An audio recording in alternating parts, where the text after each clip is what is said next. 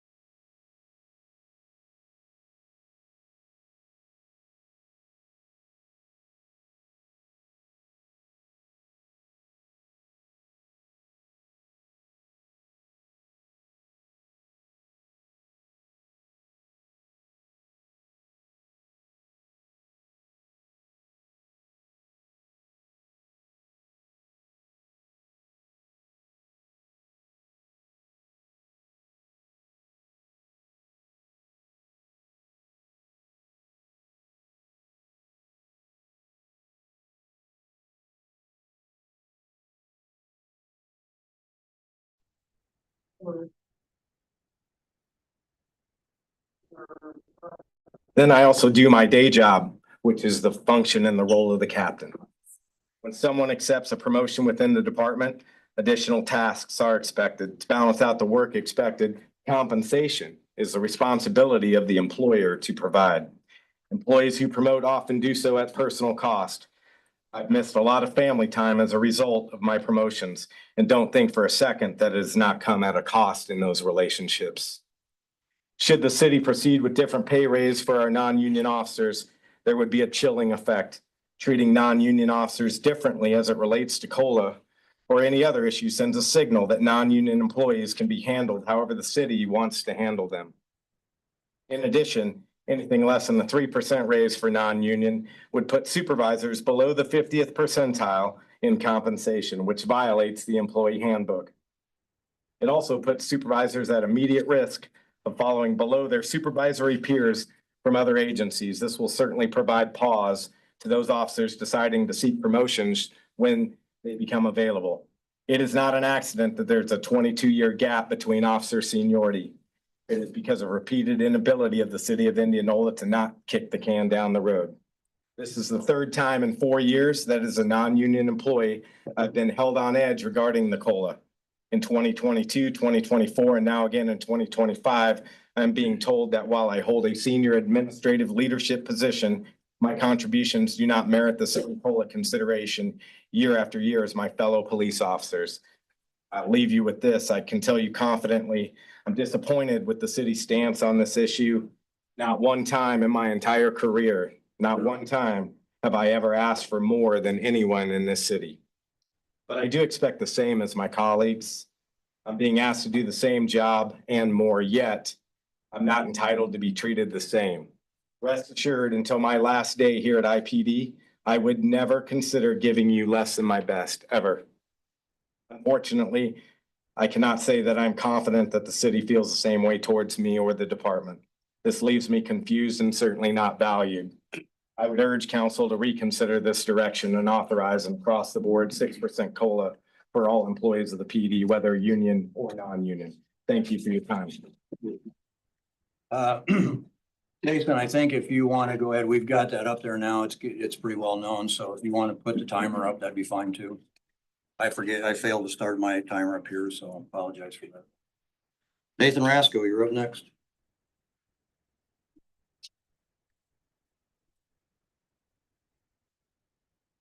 Good evening. I'm Nathan Rasco. I'm president of the Kyakota Board of Directors, Humane Society here in Indianola. You give your address too. Oh, I'm sorry. Nathan Rasco, 506 North J Street.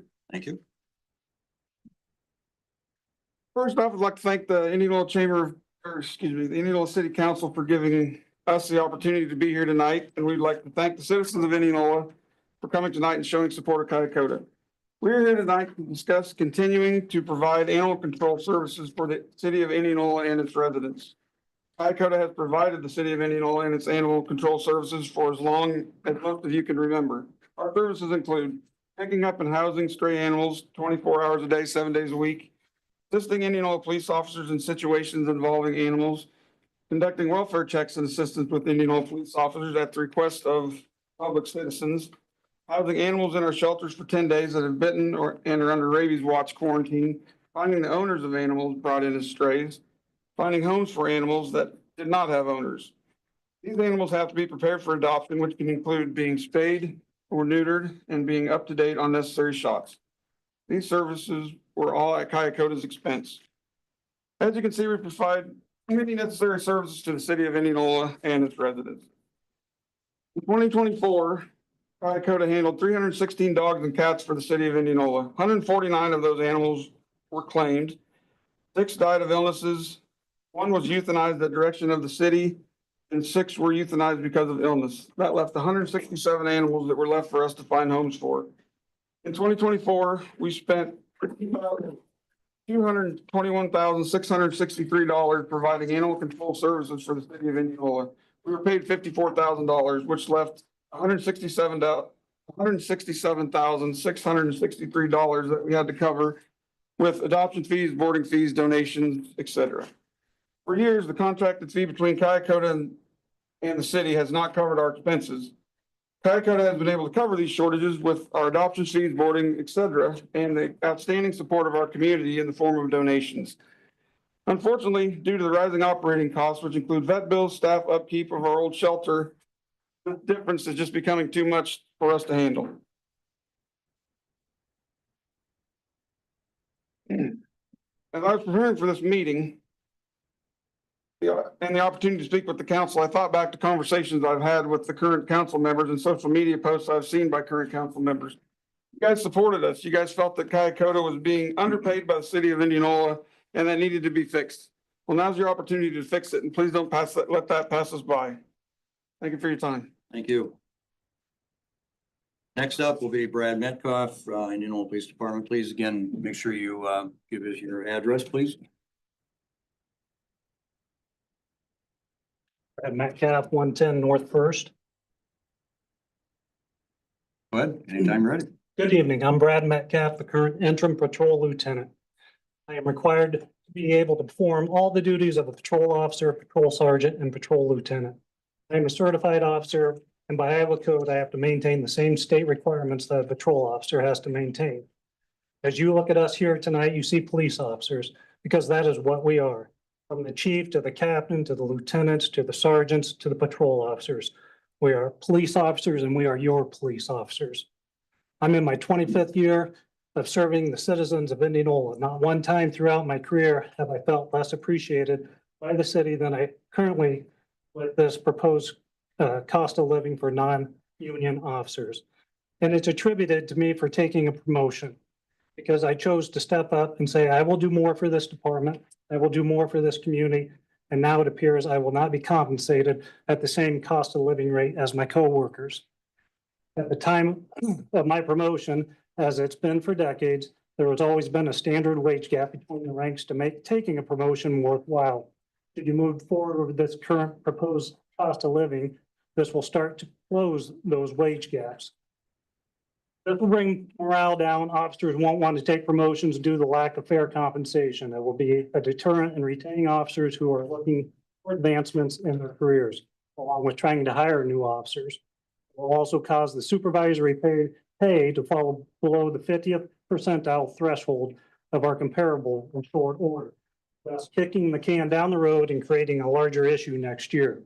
In the city's handbook under section 5.1 for compensation, it states in the first sentence, the purpose of the city of Indianola's compensation system is to support the recruitment, motivation, success, and retention of qualified and productive employees. With the current proposed cost of living increases, this does not align with the city's compensation directive and purpose. Within the same compensation section of the handbook, it states salary guidelines are intended to balance the internal consistency and equity of the pay system while being responsive to the labor market. By approving a 6% increase for part of the police department and a 3% increase or less for the other part, this does not align with the handbook and is not balancing the internal consistency that has been in place for years, nor would it meet Webster's definition of equity, which is fairness or justness in the way people are treated. When it comes to the cost of living increase, not one time throughout my career have I seen officers of the Indianola Police Department be compensated differently by the city council because of the officer's rank and the position they hold. Where is the equality when some are given 6%, others are given 3% or less, when we are all police officers within the same department? On behalf of the supervisory staff, to include myself, I would ask you to treat us all the same, and as we are not asking for more. I would also request that you as a council would make a resolution so this type of injustice isn't a reoccurring theme in the future. In closing, after listening to us this evening, I hope you have a better understanding of the potential detriment this will have on your police department and the future services provided to the citizens of Indianola should no action be taken to rectify this oversight. I know it appears the city would see an Brad, addition. we need to finish here, so. Thanks up. You got any last comment at all? No, I appreciate Okay. your time. Thank you. Thank you, Brad. Tammy Haynes, you're up.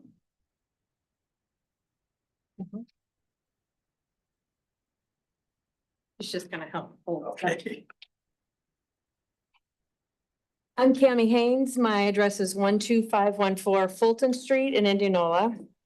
I'm here to talk about a cause that's very near and dear to my heart. I don't have notes because it's just coming from my heart.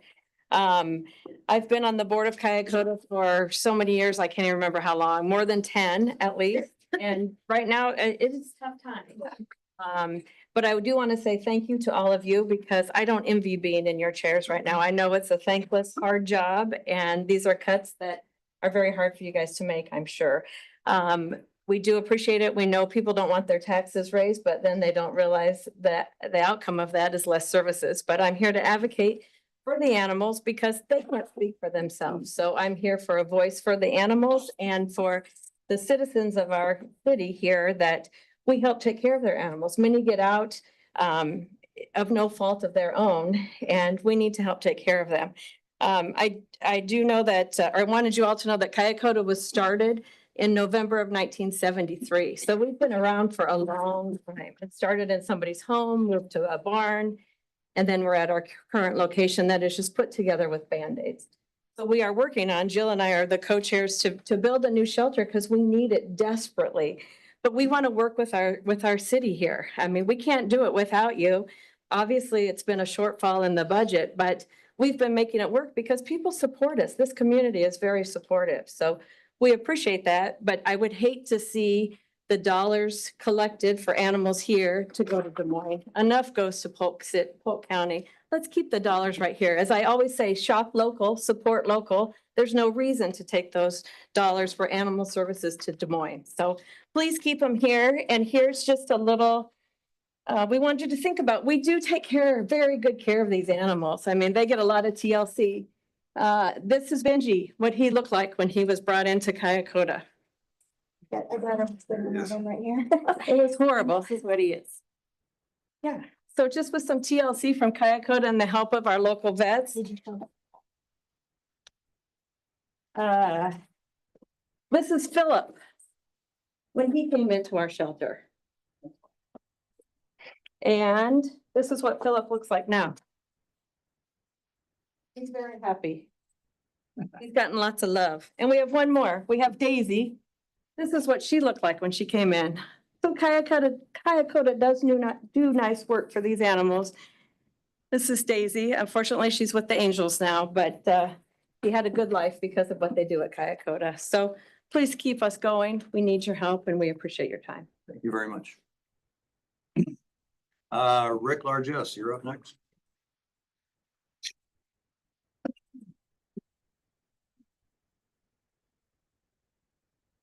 Allow me to introduce myself for those who don't know me. Don't forget to give your address to 110 North First. My name is Rick Largess and I serve as the Operations Lieutenant for the Indianola Police Department. I've been employed with the police department since November of 2003.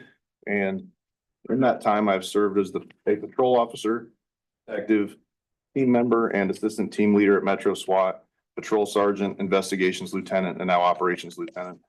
Also, during my tenure, I've been awarded numerous commendations, various accomplishments from both the city of Indianola as well as the city of Des Moines.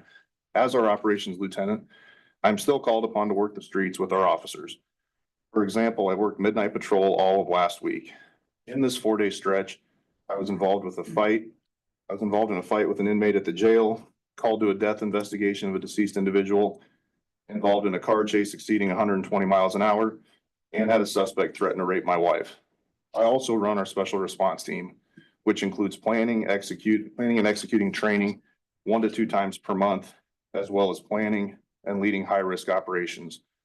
We also currently have 36 instructor positions within the police department, and of those, I'm 13. I stand before you disheartened and confused about your current decision in regard to our cost of living pay adjustment. I'm confused as to how this group of city leaders came to the conclusion that myself and the other members of our command staff aren't worthy of the same cost of living increase as our patrol officers. I'm confused as to why my employer does not feel the need to treat the accomplished members of the department with the same respect that they do our patrol officers. And I'm disheartened to know that this is the fork in the road that will lead to the downfall of what we've built at the Indianola Police Department. The message from this council to our young officers is loud and clear. You're telling them not to make a career here, not to promote, to move along to a place that appreciates them and treats them fairly. I plan to help them do just that. I've made many connections in my 22 years in law enforcement. and I plan to use every one of them to help these men and women move on to a place that will value them and reward their hard work and loyalty, as they certainly will not get that here. You're also telling these young officers that minus a binding contract, you will not treat them fairly or act in their best interest. I touched briefly on my background a moment ago. What I didn't tell you at that time is that in addition to the roles that I have filled here at the police department, I've been punched, kicked, spit on, shot at, and injured to the point I required reconstructive surgery to return to work. I've responded to suicides, homicides, fatality accidents, given CPR to dead babies, and seen my best friend murdered at work. I've missed holidays, family dinners, birthdays, and was only allowed to spend a few days with my daughter after her birth as I was needed back at work. All of these things have left me with diagnosed PTSD that I deal with daily in an effort to still be of service to this community. I performed well enough at my job to be promoted twice, and now I stand before a group of leaders who want to punish me for all of these things. You all should know that this job changes you, whether you work here for 1 year or for 22. The sacrifice we make to do this job is real. As a department, we have improved by leaps and bounds over the last few years, and to watch you ruin what we've built with poor decision-making is horrendous. I wish we could succeed because of our city council and not in spite of it. Judy Philbrook, you're up next. Ian, overflow, you want to check and see? Judy Philbrook.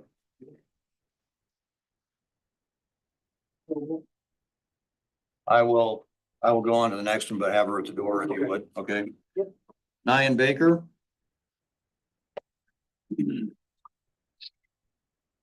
Again, make sure you give your address and, 3, thank you. My name is Nyan Baker. You can find me at 110 North First Street. I'm Officer Nyan Baker. I've been with the Indianola Police Department for a little over a year now. In that time, I've called IPD supervisors over 1,112 times. If you go through my call log, you can find each and every single one, whether it be Lieutenant Largess, Lieutenant Metcalf, Sergeant Sparks, Sergeant Thomas, or Interim Sergeant Brown. Each of these calls required whichever supervisor was contacted to take time from their personal lives, their families, simply trying to sleep in the early hours of the morning to provide their advice and opinions to a situation that they have no prior knowledge of or briefing on. Being a supervisor is something that I know I could not currently do, but it is something that I would be interested in doing in the future. That being said, the extra duties, responsibilities, and roles a supervisor is required to take on isn't something I would consider doing if my compensation doesn't adequately cover the increased workload, liability, and obligations. The proposed 3% or less increase is simply not enough. The dedicated supervisors of Indianola deserve to be properly compensated for their leadership, professionalism, and dedication. They not only exemplify, but also demand from every member of the department. It is not acceptable within the proposed plan that a 5-year officer can and most likely will make what a newly appointed sergeant makes. Our lieutenants will be paid less than lieutenants in similar jurisdictions. Our captain, who is second to the chief, deserves to be compensated for overseeing not only requisitions, fleet acquisitions, and personnel decisions, but also overseeing our detectives, timesheets, and scheduling, and is still filling spots on the road. Chief Schur has led this department into a new era, not only implementing new policies and directives, but also implementing new technologies like our drone program, block cameras, as well as developing new assets like our SRT team. This all being done while still finding time to create a familial culture and atmosphere that makes me happy to come to work and dedicated to improving this community. This department is currently a state-renowned organization. I've gone to multiple interagency trainings and time and again have been asked when we're hiring or what's coming next for us. I'm not saying that all of this will stop if the proposed plan is implemented. We'll say it will be hard for our department to recruit quality applicants who intend to stay here while we stunt the incentive to seek promotion and longevity in this police department.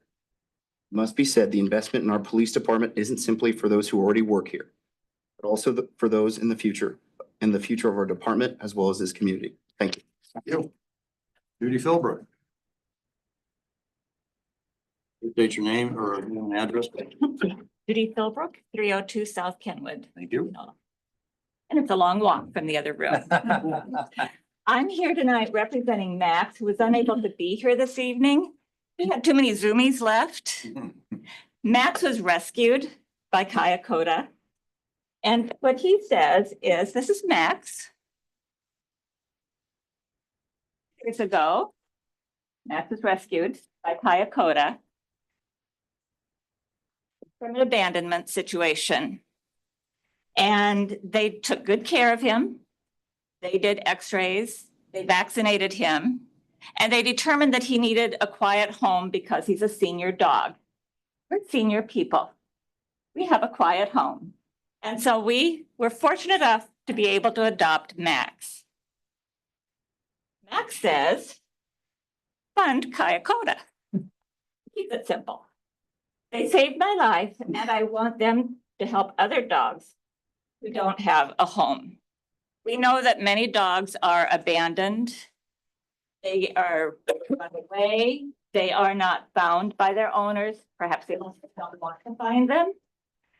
And these dogs are scared and they're stressed. And the service that Kayakota provides to find these dogs, to carefully rescue them, bring them in and find the appropriate homes is a service that is good for all of us. So along with Max, I would ask that you fully fund the amount that you had budgeted for Kayakota. Thank you. You. I don't know if Andrea Warner, Simon Hamlin, and Savannah Assisted are in the other room. Are they in the room here? Okay, perfect. You're up.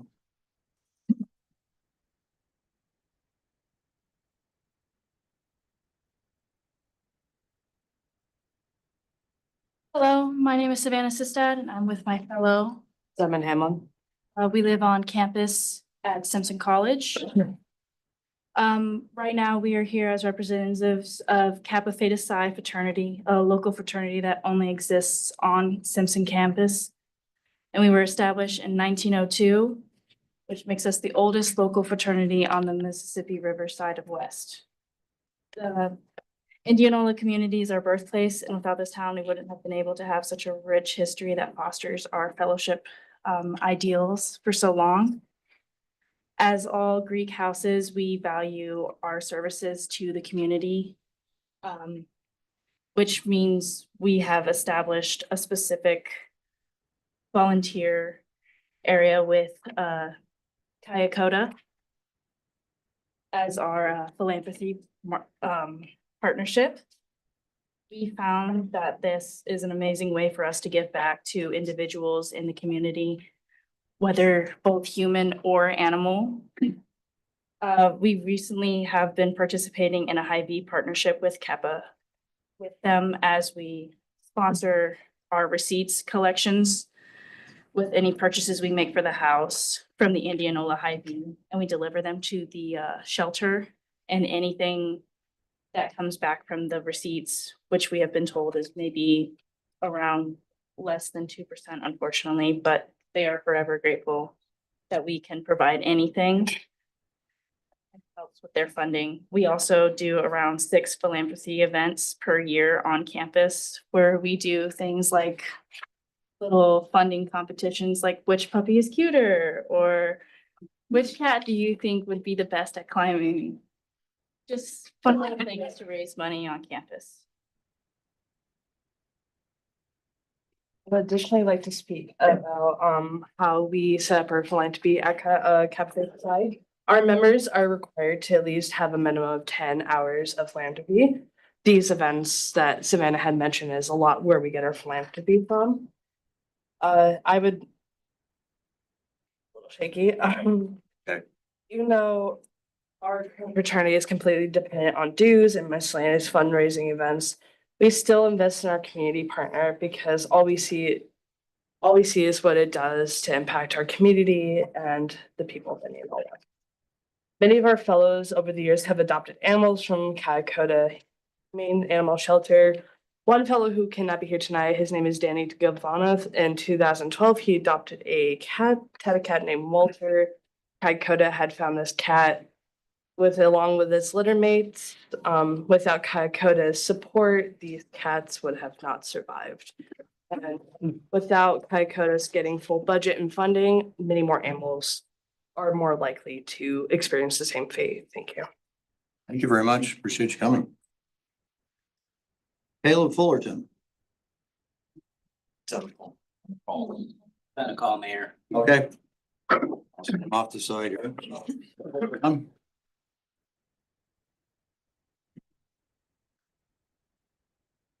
Nicole Brown, 110 North First Street. Good evening, my name is Nicole Brown. I've worked for the Indianola Police Department for over 5 years.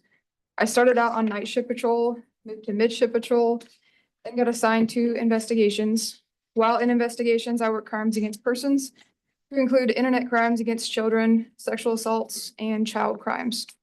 Last fall, I was asked to be the interim sergeant on day shift patrol, which is where I currently serve. I give you this background because it shows how many different roles I have been able to fill, not to mention the specialties and certifications within those roles. Throughout this experience, I have come to realize that not only do I love to work for the Indianola Police Department, but I want to be more. I was asked to take on more responsibility, tasks, and more stress with this new role. I began to understand just what all it entails, and let me tell you, it was more than I expected. That being said, I'm thoroughly enjoying it and I want to promote within the department. My worries lie with the proposed COLA increase that is not for the entire police department. While I appreciate what patrol is receiving, limiting the monetary incentive to promote, I do not think is a good step for this department. While someone promotes, they are asked to take on more tasks, potentially switch shifts, changing our home life drastically, deal with even more stress and more off-duty phone calls. My fear is that we will begin to lose officers who wish to promote and further their career to other departments nearby. The cost to replace an officer is close to $70,000 just to get them in the door. What you can't replace is on-the-job experience. We need to keep our officers and keep their experience here in the city of Indianola. The job of a police officer is not simply just a job. It is a career. The average person experiences 5 to 6 critical incidents in their lifetime. The average police officer experiences 800 to 1,000. Sometimes these occur in the same day, and sometimes one right after another. We deal with dangerous criminals, guns, dangerous substances, dead bodies, people who yell, spit, and threaten to kill us and our families. On top of this, we are asked to fill the role of referee, therapist, teacher, parent, and often are the first on scene to medical calls where critical first aid is needed to save lives. We do all this with a smile on our face because we know it is what we signed up to do. All we're asking is that our administration be treated fairly. Thank you. Thank you. Thomas, you're up next.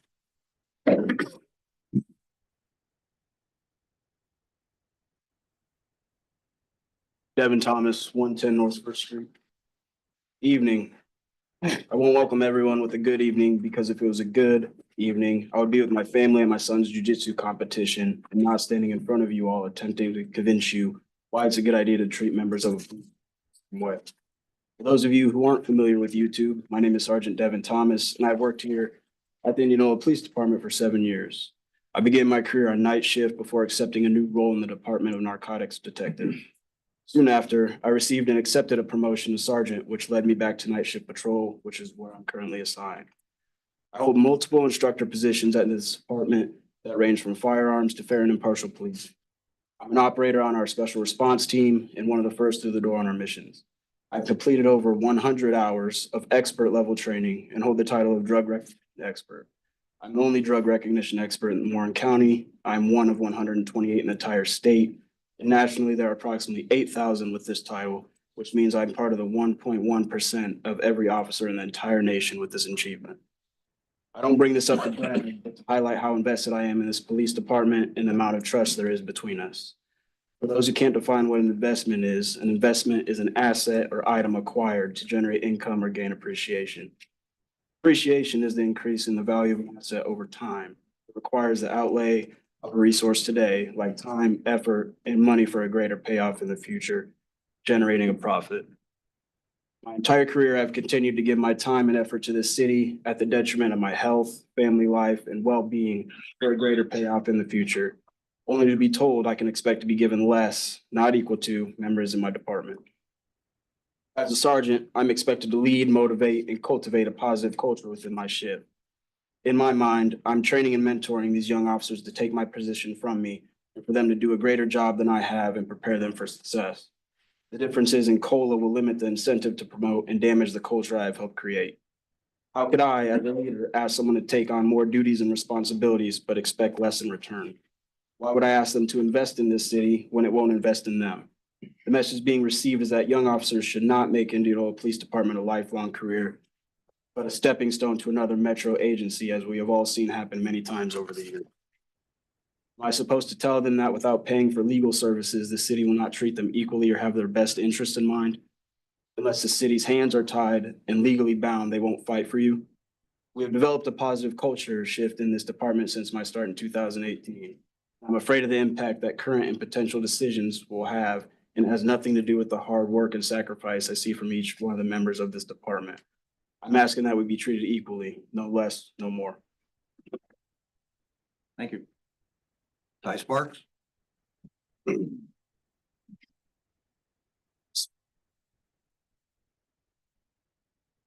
Mayor Richardson, council members, city leaders, I'm Ty Sparks, a sergeant with the Indianola Police Department, sorry, 110 North First. I'm here to address the decision that threatens our department's future. I've served as a field training coordinator, drone pilot, and now a special response team member, as well as a defensive tactics instructor. But above all, I'm a leader who cares about this agency and its people. That's why I'm standing here tonight. A choice that has been made that doesn't just affect me and my fellow supervisors. It risks the long-term success of our department. And kind of already been hit, but 6% versus 3%. This isn't just a 3% difference. It's a signal that the city values leadership half as much as the officers we lead. It's an imbalance that discourages officers from stepping into leadership role, tells supervisors they're less valued than those they lead. In 2020, the city's own study showed Indianola needs 27 officers to serve this community effectively.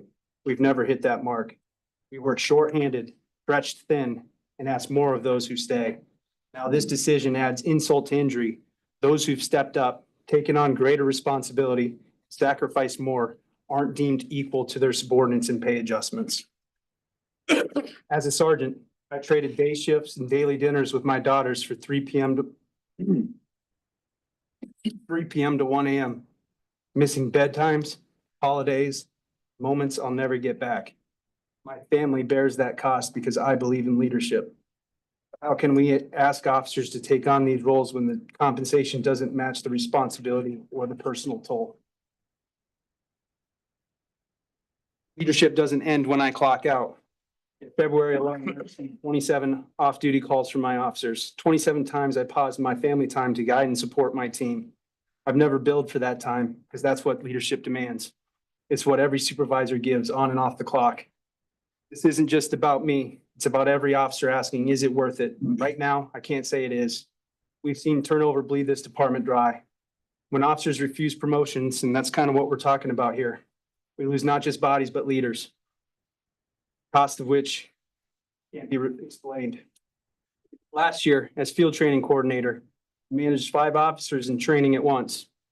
An important task to ensure they were ready to serve. Yet here I am, a year later, being told I'm not as worth what those officers now earn. That's a hard pill to swallow.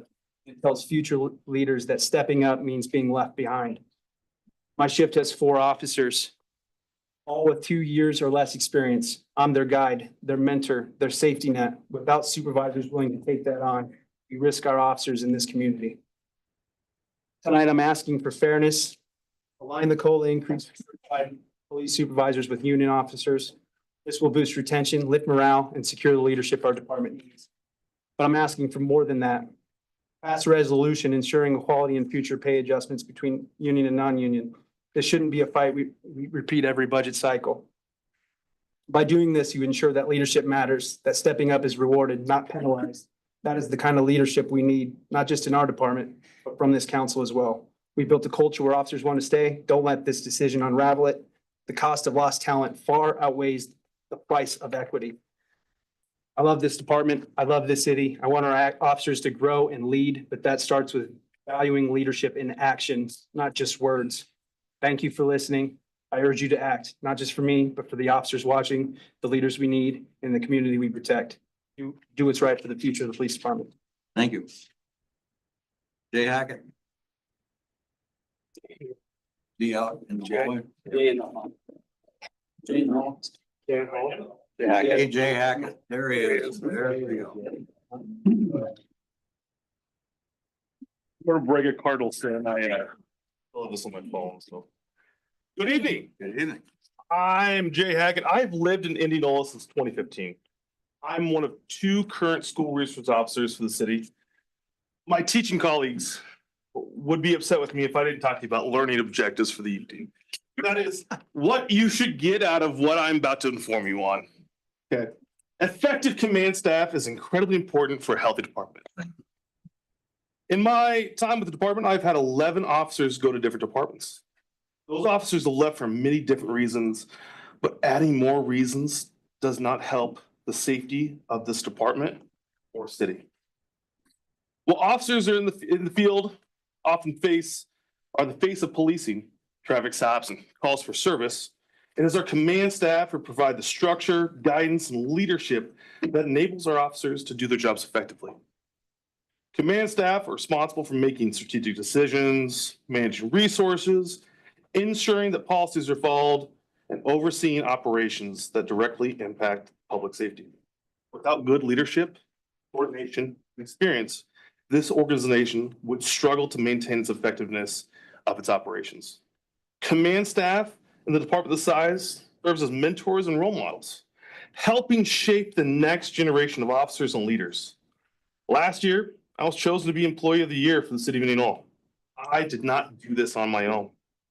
Their work ensures that officers in the field are well supported, well trained, and prepared to face the challenges of their individual roles.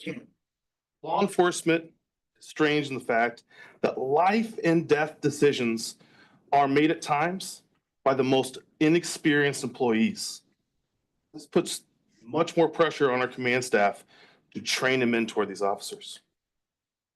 In short, a great command staff are the backbone of any successful law enforcement agency. Their leadership not only drives the success of the department, but also plays a critical part in ensuring safety and the well-being of Indianola. The running joke is I'm overly optimistic. My hope is that if this body had the funds, this would not be an issue for any of us in this room. The first check you write, start of each month, for the mortgage. The next one's for the insurance. Public safety is that insurance. Thank you for your time. Thank you. I assume that is 110 North First Street would be your address. Oh, I apologize. I don't want, I'm a little hesitant to have you get your. I will give you my address because if you have a high school student, they probably already know where I live. 1509 East First Avenue. Thank you. Bill and Lacey Neidl. Are they in the room? Or are they in the overflow? Lacey Neidl. Yeah. You can have them stand in the room here. I'll start. Go ahead. Michelle Beach Larson, is she in the room? Okay, we'll get back to them. Looks like I'm having a little difficulty reading the writing. Renee Lewis Richard. Josh Temple. He's in the room. All right, we'll get the next one in here. We'll get those up here in a minute. Good evening, Detective Josh Temple, 110 North First Street. So I don't know the first thing about running a city. I have no idea how to balance a multi-million-dollar budget. Quite frankly, I do not envy those in the city that do, or you, the council, for having to vote on those decisions. Every time you vote, you're scrutinized on those decisions. And what I do know are people. It's my job to be able to read people and get an accurate idea of what emotions they're feeling so that I can do my job to the best of my ability. It's also my job to be there for those in my department that need me when they need to vent. Here's what I'm hearing. Our officers are frustrated. They're frustrated because just when it felt like we were really starting to make some strides forward as a department, things took a turn. We became excited about the thought of a new building. We've tried to be understanding over the years because we know that it's expensive. And even if we do have to stay in the current building, at least we have the support of the community and the city. Then we come to an agreement on the union contract and come to what most of us feel is very fair for both sides. Following that, we get the news that our supervisors are getting half or less of a raise because they are non-union. The city needs to try and cut spending. The sentiment has severely damaged the faith that our officers have in the city having our backs because it seems that the city only has our backs and they're being forced to by contract. Outside of that, we're at the mercy of the city. Many of our officers now see the supervisor roles as taking on more responsibility, worse hours, loss of union representation, compressed pay scale, and at the mercy of the city to have our backs. I'm one of our most senior officers, and it's very hard for me to justify to myself or to my family the reasons that I should consider the next promotion process. I want to make this department as great as it could possibly be, and I constantly reassure our officers frequently of how great it could be. But they've started to really have doubts. Here's the thing. What makes our department special, it's not the building, it's not our salary, it's not the opportunities within the department, it's our people. Right now, a certified officer can get hired just about anywhere in the metro. Most departments in the metro make more than we do with newer buildings and more opportunities. Every single time that we run into Des Moines officers, they always make sure that we know they're hiring and that we can make more money up there and have more opportunities. The last Des Moines supervisor that I spoke with said, quote, "You guys train great officers down there. Keep sending them up. We would love to have them." In the last 10 years, we have lost 8 officers to Des Moines alone, and it's been due to issues like this. Please show us that you do have our backs and that we can rely on the city and the council to have our best interests in mind. Show us that we have a reason to stay and we are supported, because if you don't, I fear we will lose exactly what makes us so great. These guys right here. Thank you. Thank you. Are Joe and Lacey here? Michelle Larson said she just like to give her input. She doesn't want to speak. Okay. Did we find Joe and Lacey at all? No. So what they were asking for is to keep the relationship with Kayakota and the funding, so I'll pass that along. Michelle Larson, keep Kayakota going as well. Renee, is it Lewis and Hyatt, I believe, or the last name? And I don't think they're in the other room either. Says my wife and I are 2-time recipients of being rescued ourselves by our 2 dogs via Kayakota. Please fund them. Lisa Honer, are you in the room? Can you make sure if she's not, I'll hold her out. Okay, Lisa Honer, yes. Yeah, Chief Shear, you're up next.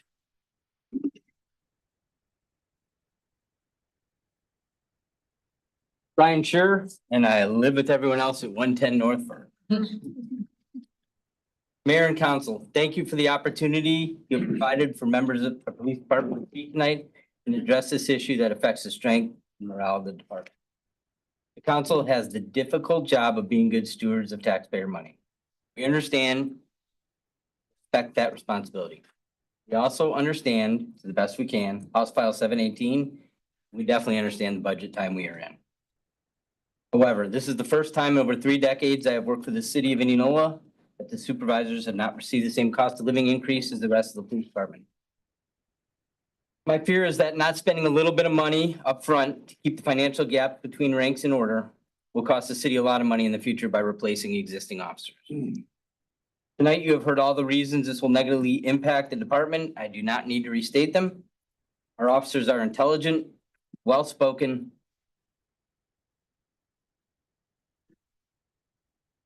dedicated.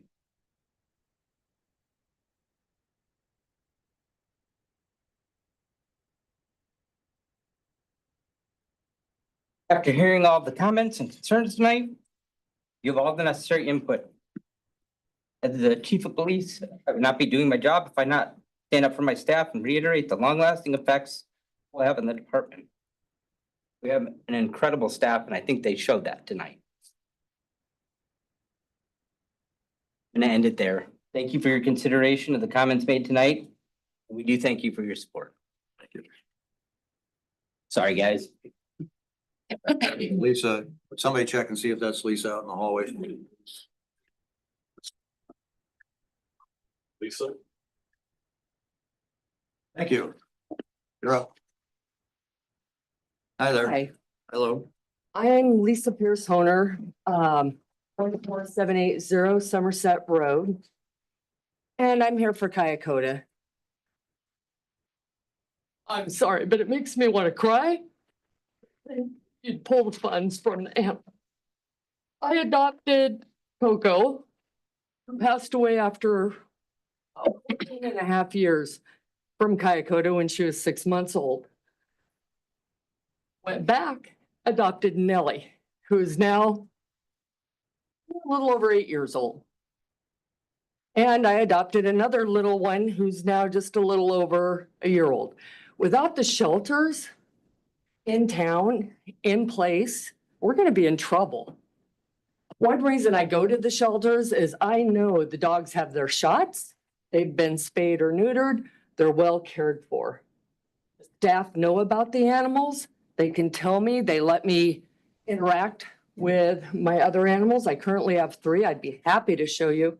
I love the lady who brought in the pictures, because they don't have a voice. We have a voice for them. And I don't know who in the world would ever think about sending money from Indianola to Des Moines and think that they're gonna do near as good a job as our local home base people. I just, there's so many other things that could be cut that would be less impactful on the community than the service for our animals and our people. Because it isn't just about the animals, it's about us. And what's gonna happen if we don't have the service? We're gonna have a bunch of strays running around that are feral. What's gonna happen? I mean, I just don't understand the thinking at all. Thank you. I appreciate your time. Thank you. I'll give Officer Fullerton one more option. Is he in the room or is he not back? Okay. Again, he wanted to talk about the COLA increases. That's all I have. Yes, Mike? I did have a question. We can't answer questions though. If you come to the podium, please. Pose a question. Okay. Give your name and address, please. Mike May, 1216 East Franklin. That's 1981. Love this city. My wife came here as a doctor. Value the services, particularly the police services. And this is probably a radical statement at this time, but it's really a statement of civics. Property taxes are our dues for these services. To not pay our dues, we don't deserve those services. More to the point of my question, what does a post-Kayakota city of Indianola look like? I think it involves necessarily a greater police role. If you want to follow the Norwalk experiment, that means the police are going to pick up vicious dogs, but there's going to be some kind of volunteer section coming up to pick up dogs. Nothing will be done with cats. You want a town filled with feral cats, then eliminate Kayakota. As far as the dog thing goes, I appreciate being here tonight. I learned a lot. The budget for Kayakota comes out of the public safety budget. That makes perfect sense. Because if you eliminate Kayakota, these gentlemen over here, ladies, who are already stressed and full up in their obligations, are going to be tasked with doing many other jobs, not the least of which is transporting dogs up to Des Moines. And there are many things, but bottom line question is, what does a post-Kayakota city of Indianola looks like? And I want you to consider stray dogs biting kids and any shots, expensive shots they might have to do. And again, how much time is going to be taken from public safety that has been so ably formed by Kayakota for more than half a century. And I get it about House File 718, but I think we can still do this and preserve our public safety. Thank you. Thank you, Mike. Mike did have, just for people wondering why he got a chance to speak, he did have a request to speak in here. And so that's why we're here. Mayor, and I had put my name in as a request to speak. Did I miss that? Well, I don't know, or if the paper didn't get turned in. It wasn't. I don't. Huh? I did well. Did I? Okay. Huh? Okay, did you want to speak? Yes. Okay, go ahead. I'll get to you, Brad. You want to pull out one real quickly? That'd be fine. Yes, I'll be happy. Okay. You have one? No, I don't. I filled one out. Go ahead. I'm sorry, Tiffany. Go ahead. You want to? We'll get you. We won't start the time until I give your name and address. Go ahead. My name is Tiffany Palladino. My address is 1313 East Girard Avenue. I'm relatively new to the city of Indianola. We moved out here about a year ago from the south side of Des Moines. One of the things we like about the city is the police department. You guys do a great job. The safety, the security out here as well. I think what the gentleman just said was fairly accurate. I thought that's why I came here tonight, but I've learned a lot from you guys as well. I think that cutting our public safety budget, whatever that looks like, impacts all of us. I have pets of my own. Actually, last year, the police department responded when we had a family emergency and my dog got left outside. And I know what the experience would have looked like in the city of Des Moines had the officers not responded. They actually let my dog in the house, came around the back door and let him in the house in, a couple feet of snow. Really appreciate that. There's so much more that goes into providing. There's so much more that's involved in Kyakota than just adopting the animals. I came from the city of Des Moines, like I said, seeing what that looks like. If there's a dog that's out there running, they pick it up. I see the cats that run wild in my neighborhood. That's crazy. I think it's also a little bit interesting that we're listening to the officers speak about how they're already overworked and underpaid, and we're going to ask them to do essentially more work. So I guess that would just be my comment here, that we need to take care of our officers, but we also need to find a way to continue to fund the essential services that we are paying for. Thank you very much. Appreciate the comment. Brad, go ahead.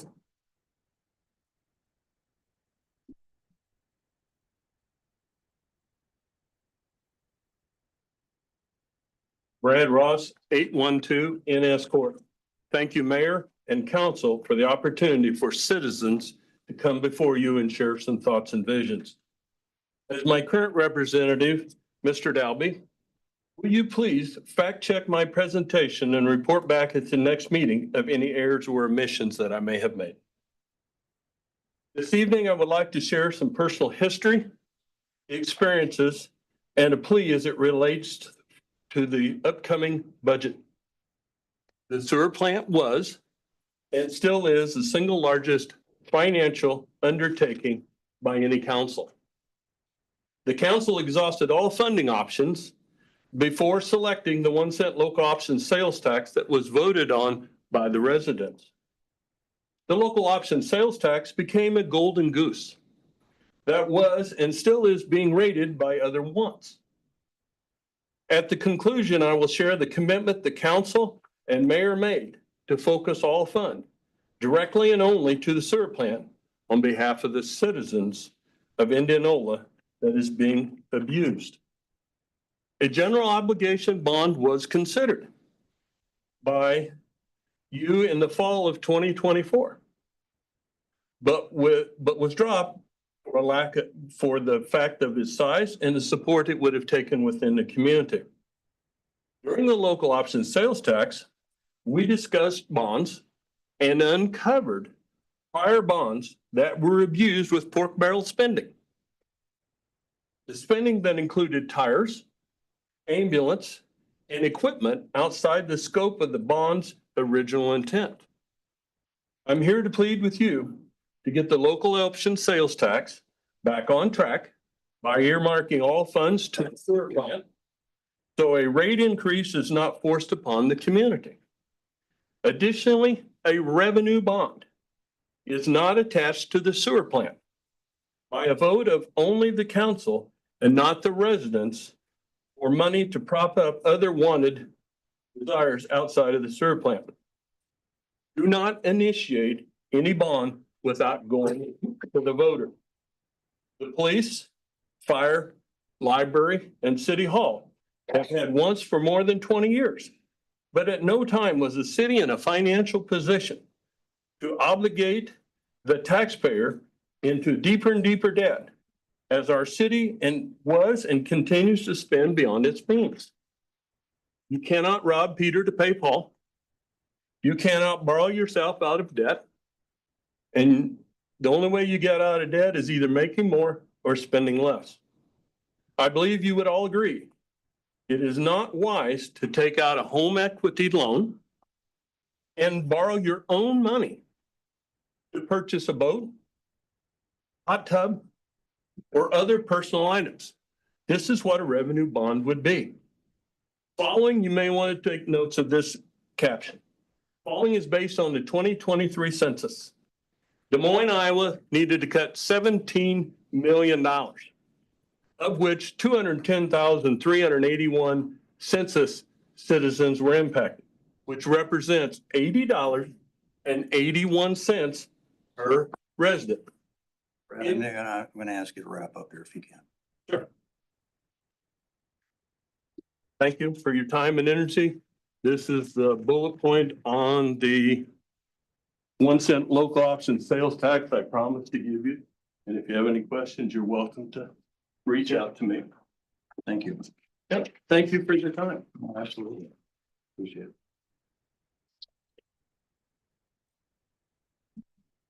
Are there any other speakers that I perhaps maybe have missed or? Yes, there's one more coming around. Okay. Carly Smith.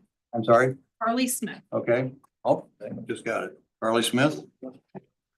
Be available? What's that? He was in the overflow. Okay, so you're gonna be coming? Yeah.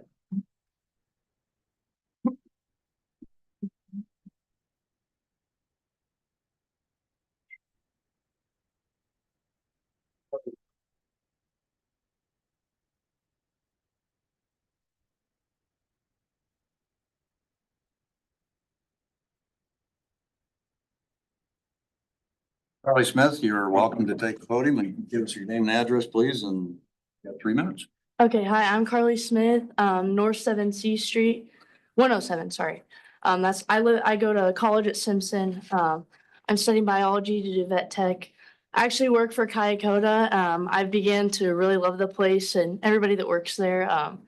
We love the dogs, the cats. I'm an animal lover myself, just in general, but I really enjoy working there, and I think it's a big opportunity for people to adopt pets, for us to help your guys' community out. And you guys have an awesome community. Since I've moved here, you guys are super supportive, and I've come to like this place really well, so that's awesome. And I just wanted to give a little input and say, just to give a little support to you guys, and you guys have a tough decision to make, but I think it'd be a good thing to keep on supporting Kayakota. They do great works. Thank you. Thank you very much. Have I missed anybody else? Okay. With that said, we will have a study session after this, but from this point on, we'll move on with our city council meeting. So get my computer back up and running here. We're ready to go. Okay, we're on the consent agenda then. Anything on the consent agenda that needs to be pulled off the consent agenda? Item H. Item H. I got a question on some. Okay. Full claims, I didn't pull them. You're gonna pull or you want to just ask questions about it? Ask question. Okay.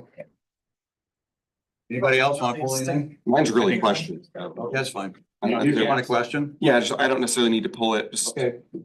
Let's get a motion to approve the consent agenda and then we'll have questions and go from there. Make a motion to approve the consent agenda. Got a motion and a second. Okay. You were first, so if you want to go first on item H, go right ahead. Yeah, just one of the things I kind of wanted to like point out is I know this is, going for a grant.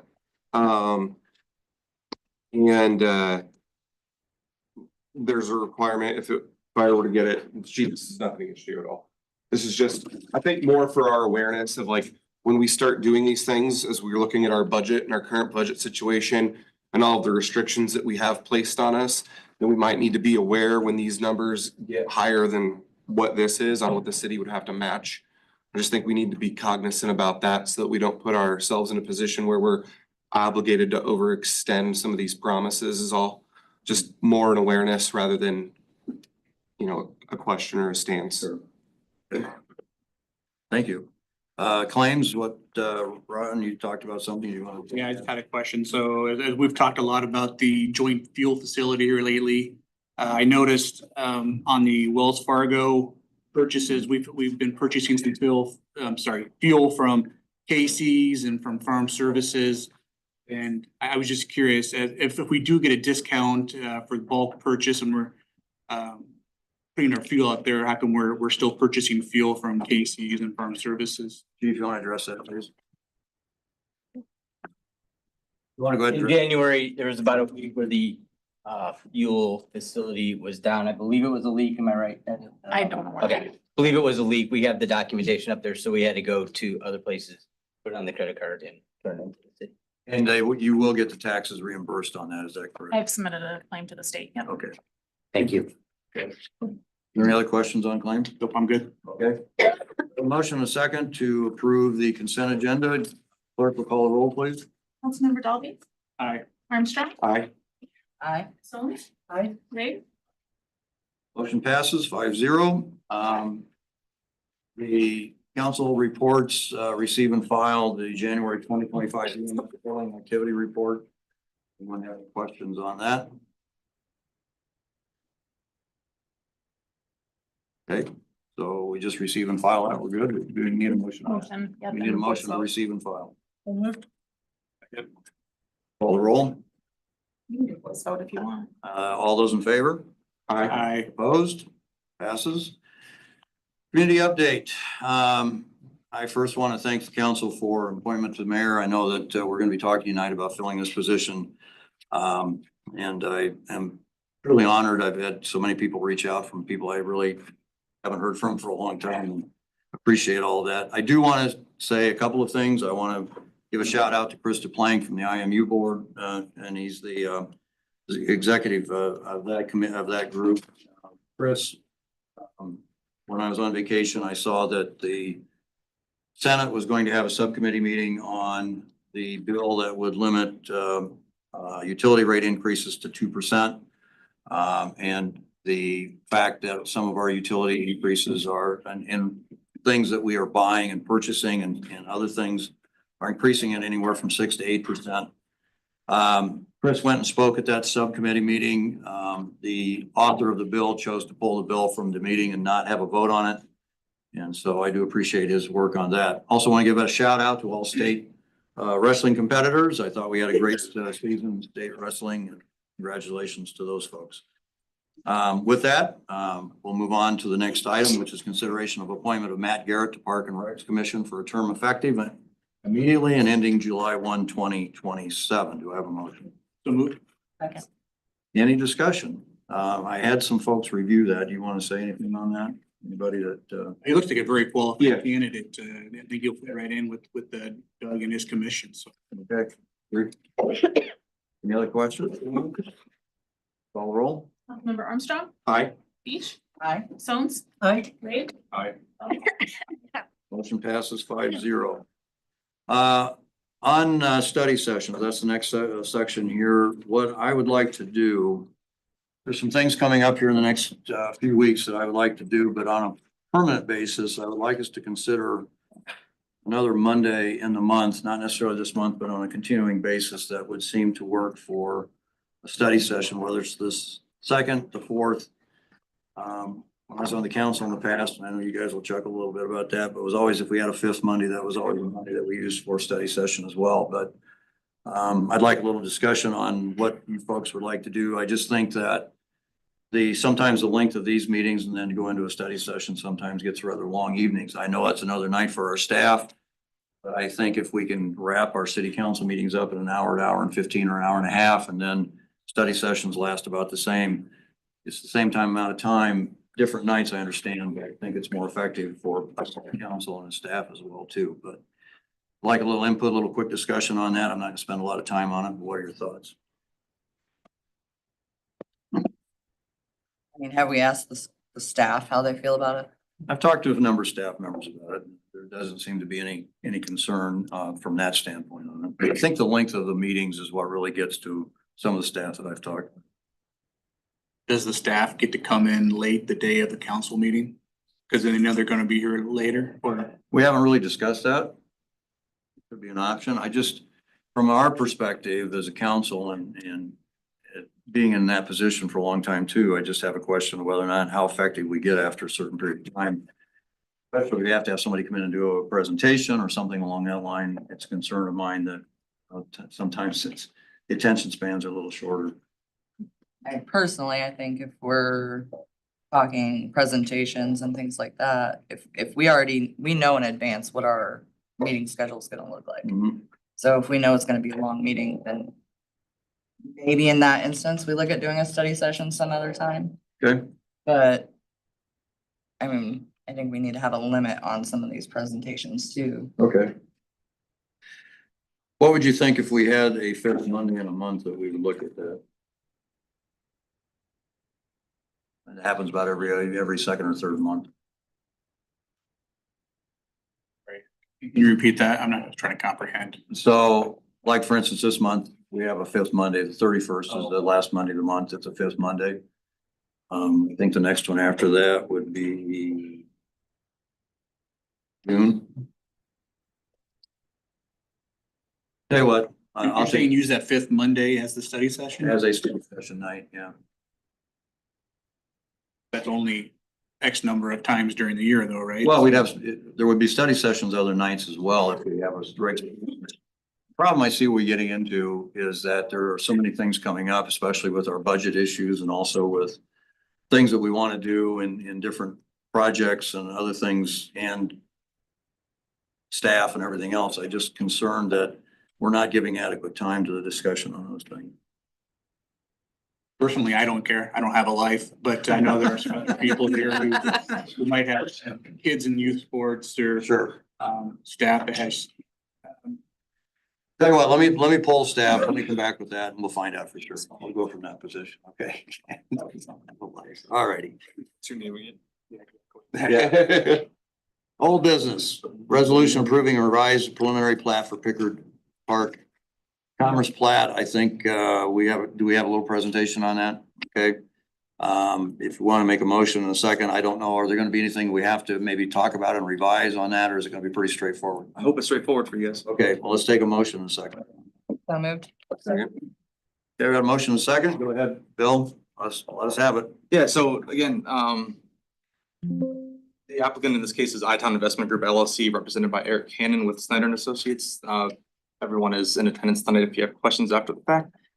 Initially, the preliminary plat showed 8 lots there on the south side of Highway 92, east of South 20th Street. That revised preliminary plat that was approved through P&Z and council has been revised to now show 12 lots.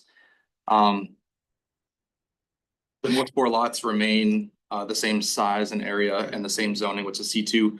The bottom half of the lot is revised from 4 lots to 8 lots. The zoning remains M2. Nothing is changing in that fact. They're just making the lots smaller to increase the number of lots. The lots now range in size from 1 acre to 1.86 acres in area. The stormwater area remains the same at 1.77 acres. None of that infrastructure changes. P&Z recommended approval of the initial preliminary plat in November of 24, and then the revised preliminary plat at their last meeting on February 25th. City council approved the preliminary plat December 2nd of last year. Everything remains the same. Access trails, sidewalks, easements, everything is the same. This happened before I got here, but when they did the rezoning part of it, they in the bottom half is M2. There's a list of uses that are industrial in nature, but not heavy intensive industrial things. Kennels, childcare, landscaping, storage, things like that nature. So I've put some of those on the PowerPoint for you. But the revised preliminary plat on the next slide here is really just that. So everything remains the same. It's the same area of the project as a whole remains the same. They're just changing lot sizes to increase the number of lots. So it didn't change the usage of what originally was dictated. Happy to take any questions. Again, the engineer is in attendance as well. Council have any questions? Hearing none. Clerk will call the roll. Councilmember Stones? Aye. Ray? Aye. Selby? Aye. Armstrong? Aye. Beach? Aye.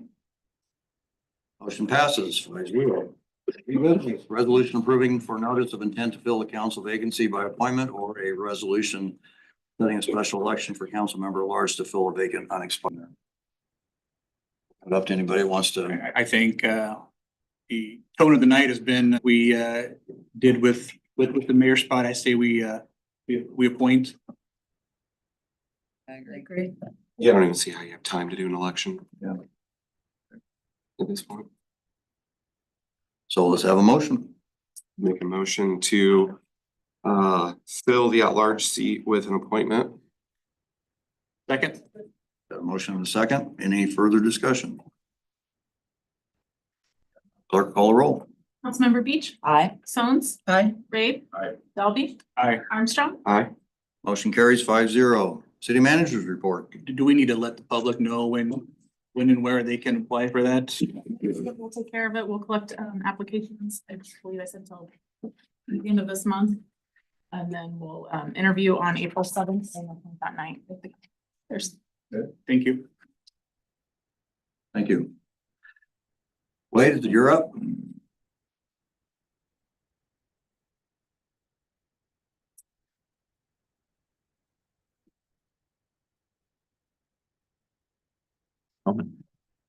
Talk about the Commerce Park.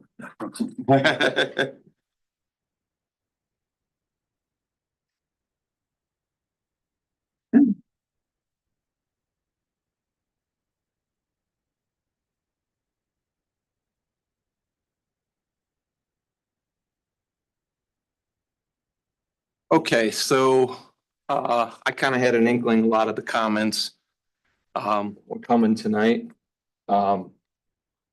And so just put together a brief presentation. This was an article that came back out in the summer of 2023, and it talks about the impacts of House File 718. This isn't advancing the slide.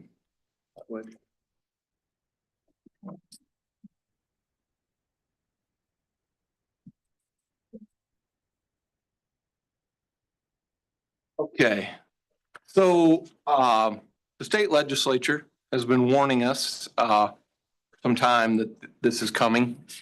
The comments in black are comments from them, and it says that they are laying the groundwork for even bolder reform in the future. And 718 begins reducing property taxes next year. That's true.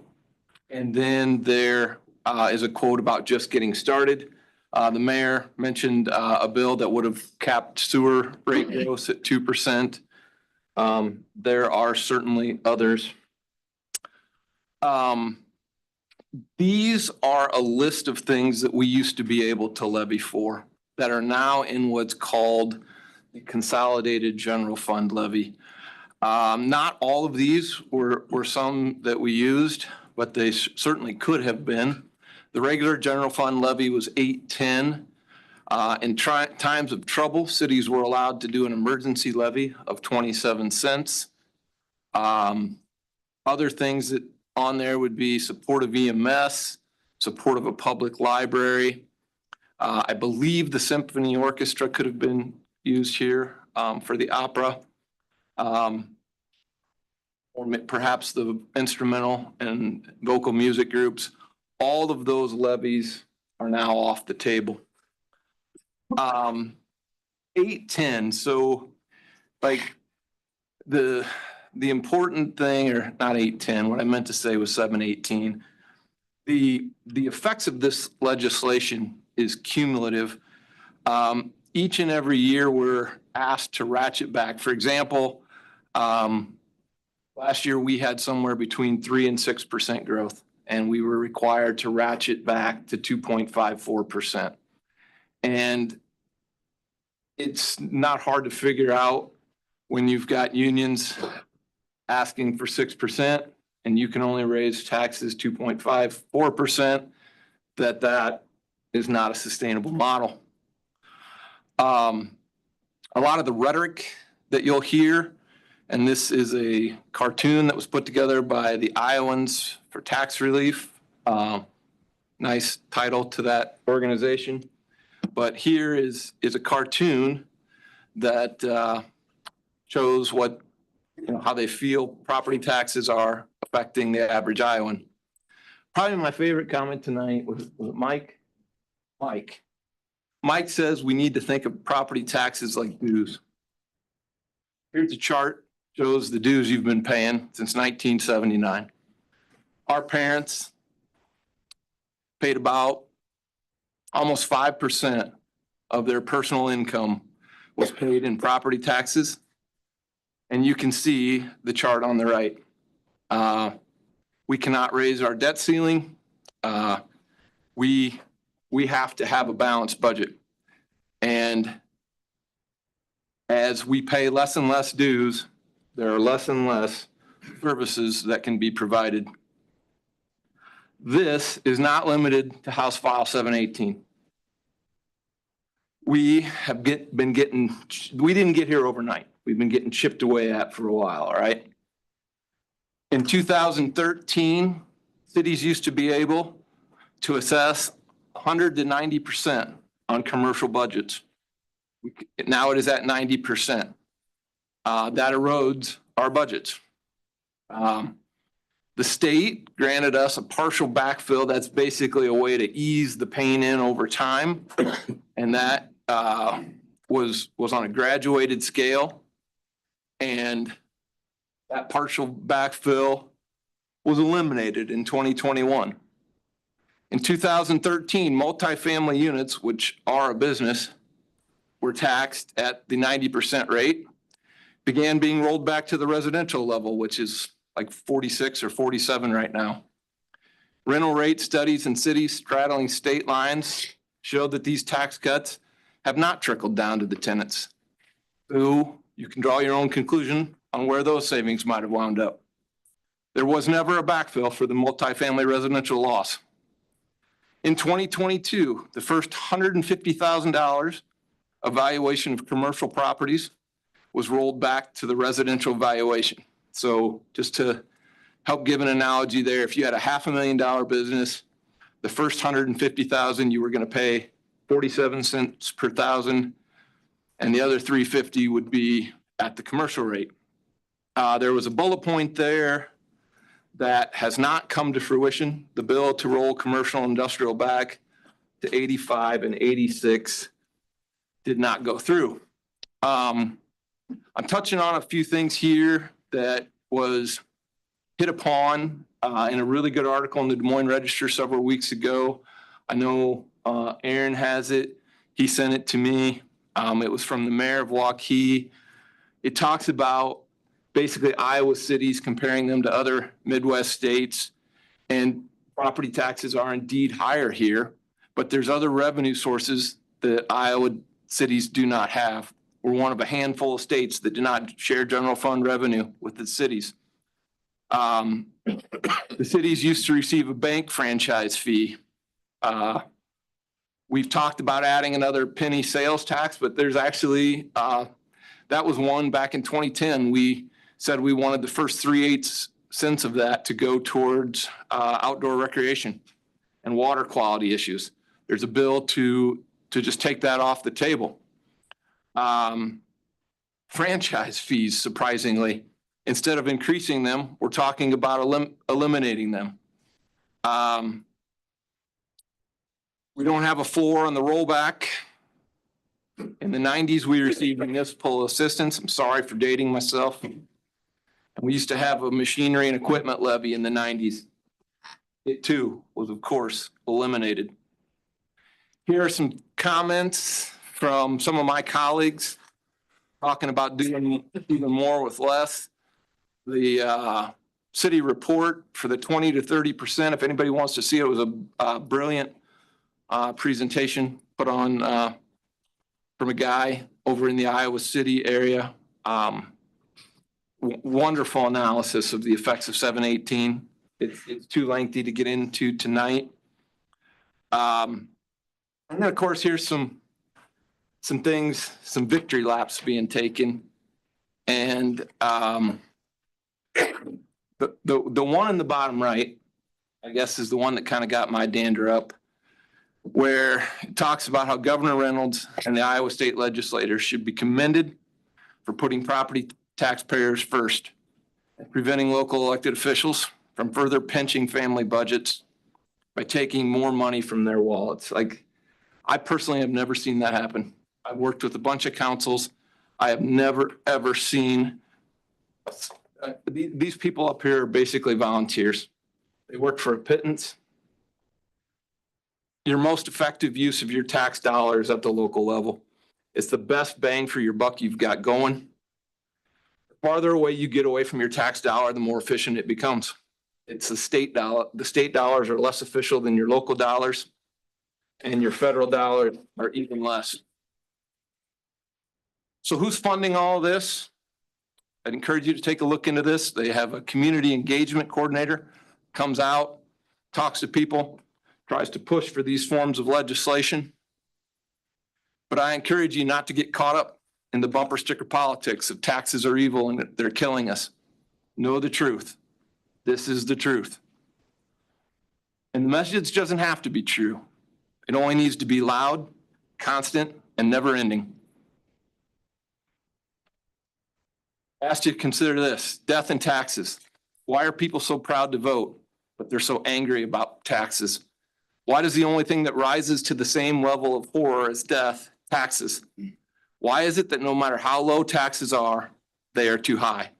Should roads, parks, snow removal, code enforcement, the library, etc., should they be free? This is a hypothetical picture, but we're not getting too far away from it. One of the guys, Doug Byland, great. We had a staff meeting today. He talked about cutting 44% from his budget. He's a team player. Wish I had a dozen more like him. But sooner or later, less is less. There's City Hall on the left. And this is what we're up against, all right? There isn't anything that was said here that was wrong. It was just misdirected. These folks up here cannot change that scenario. Everything that was said here tonight needs to be directed to that state house. All right? Another comment tonight was when he got cut off and I did the math, he was talking, I think it was Brad, he was talking about how there was $80, how everybody's going on about how Des Moines in so much trouble, and he ran the math at $80 per capita. I did the 1.8 million, divided it by our population, we're in excess of 120. It's a disheartening situation. And the problems we have are multifold. But all this vitriolic ire that I heard tonight needs to be directed right there. Right there. At the Gold Dome. And you know what? I'm not the only one that thinks so. In an earlier presentation, I argued that we need to shift the power back to local elected officials. Here's a poll that came out last week. 52% of the total people wanted these local decisions to be made right here, city and local governments. And the blue is the people that want that decision made at the state legislature. But how many people that came in here tonight and expressed their feedback to this council have also done that to the state legislature?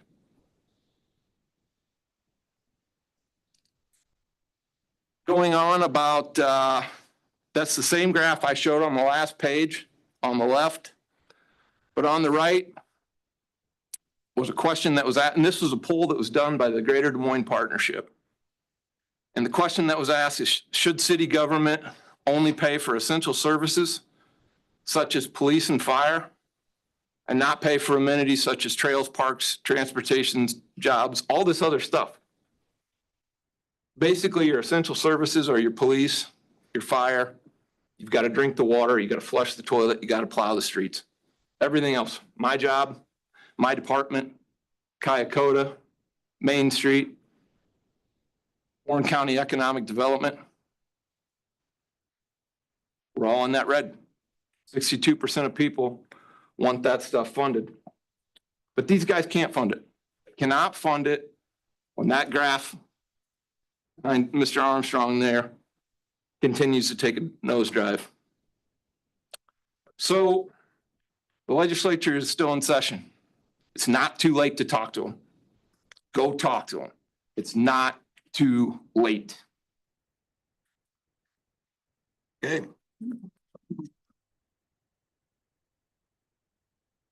Discussion on Vision 2030. Jackie, you had some updates, or you want to talk about, I think, is that right, or am I incorrect? Yeah, go ahead.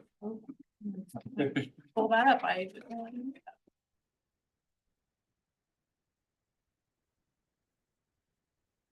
met with Ryan Company and OPN last week, and they had ran through 3 different scenarios and gave us the projected cost for those. The first scenario was to renovate the Regions Bank building across the street and the Streets building. We would relocate City Hall and the Police Department to Regions Bank and the Fire Department to the Streets Department. We'd then demolish this current building. We'd build a new Fire Department and Police Department here, and the City Hall would stay at Regions Bank. The cost would be between 61.2 to 67.7 million and would be done by the end of Q4 of 2027. This does not include pricing for a place for the Streets Department to go. Option 2 was a partial renovation on Regions Bank. The Fire Department and Police Department would expand in this current location during construction of standalone Fire Department and a standalone Police Department. The City Hall would stay in Regions Bank. It would then demo and prep this current site for possible sale or another type of building for the city. The cost for that is $59.4 million to $65.5 million plus land procurement if necessary for the 2 different standalone stations. It would be finished by Q3 of 2027 for the Fire Department and Q4 of 2028 for the Police Department. Demolition on this building would be done by Q2 of 2029. Option number 3 is a new standalone Fire Department and standalone Police Department. The City Hall would remain here until an alternative building becomes available. They would demolish this existing building and prep the site. Cost for this is $55.5 to $64.4 million, and it would be done by Q2 of 2029. Okay.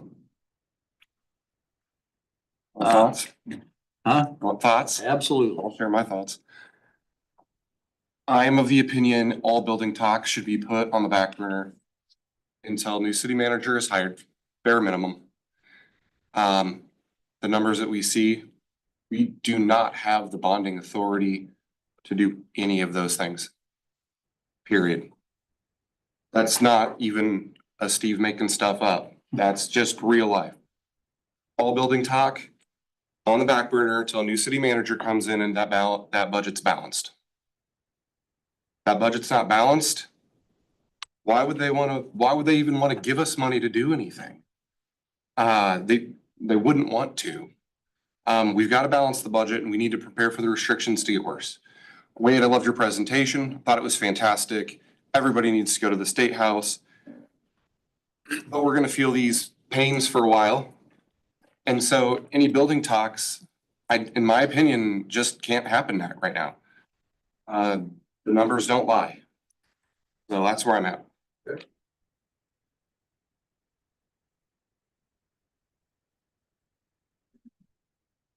Anyone else? It goes beyond just balancing the budget, but it's our bonding capacity as well. Not even an option. It's not even an option right None now. of those are an option. Did we get a number from Michael Maloney on what our capacity was? Was it somewhere in the 17 million? Was I incorrect in that? I thought it was like 24. For our current bonding capacity, I believe it was For Geo bond. FY 26, about 31. We're not even close to being able to do any of these options. Was there just a number for just the Regions Bank renovation without grouping it in with new facilities? About 8 point something. Yep, that's right. Yeah.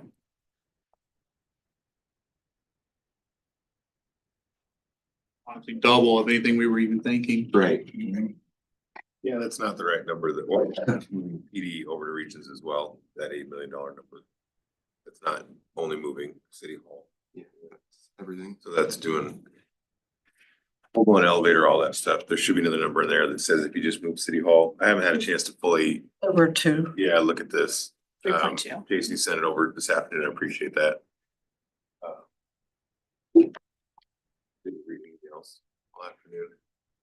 There was one number that was only the top floor and then another number for both levels, including an elevator. believe the first number was 3 million. Yeah, 3.2 for just half of it and then 8.1 for the whole thing. Right. I mean, I don't disagree that I don't really feel like talking about this much tonight. We got a lot to work on, but I would like some more time to unpack all of that before I make any decision going forward. That's okay. Appreciate them getting it. And we'll get through tonight and take some more time to look it over. Jackie, if you would just briefly again, walk through the dates on our city manager process, or if you have those. Yeah. Next week on Wednesday, we're meeting with MGT about moving forward. That's the 12th, correct? Yes. Yes, okay. On Tuesday, March 25th, the council will meet and do virtual interviews. Okay. And then on Wednesday, April 2nd, the finalists will be in town. They'll do some panel interviews, meet with some community members over the lunch period, have some lunch, and then have interviews with the council beginning, I believe, at 2 p.m. that afternoon. Okay. Kind of a community thing at later in the day, is that correct? No, milk over lunch period. It's Over the lunch period, okay. I would encourage, and I know this is not an agenda item, it's more discussion on city manager stuff, but I would encourage anybody in the room or anybody that's listening or watching, if you want to be a part of one of those community committees, to let either a council member know or staff know. I think it's really critical that we get a wide range of people on in those groups so that we have a lot of good feedback. And if you're interested in doing something like that, being part of that group and have those dates free, then I would, especially April 2nd, that's the day we're looking at really. I would highly recommend that you do that. Just to reiterate, it's only over the lunch hour. Yeah, yeah. I did talk to Courtney about other possibilities. I don't know if anyone else has a concern with it being all crammed into one day and the only opportunity being available For community. to the community is over the lunch. Sorry. Those who work during the day, that limits the opportunity for them to come in and talk to any applicants. Well, okay, it's not on the agenda, so we'll talk about that. Let's bring this back just for a brief discussion on the next agenda and the next meeting here, so that we can maybe talk about that and get some more information on why maybe in the afternoon session might not be possible. So with that and having no other business, I would take a motion to adjourn. So moved. Motion second. All those in favor say aye. Aye. We are adjourned. We'll have a study session. Let's take about a 10-minute break here. We'll do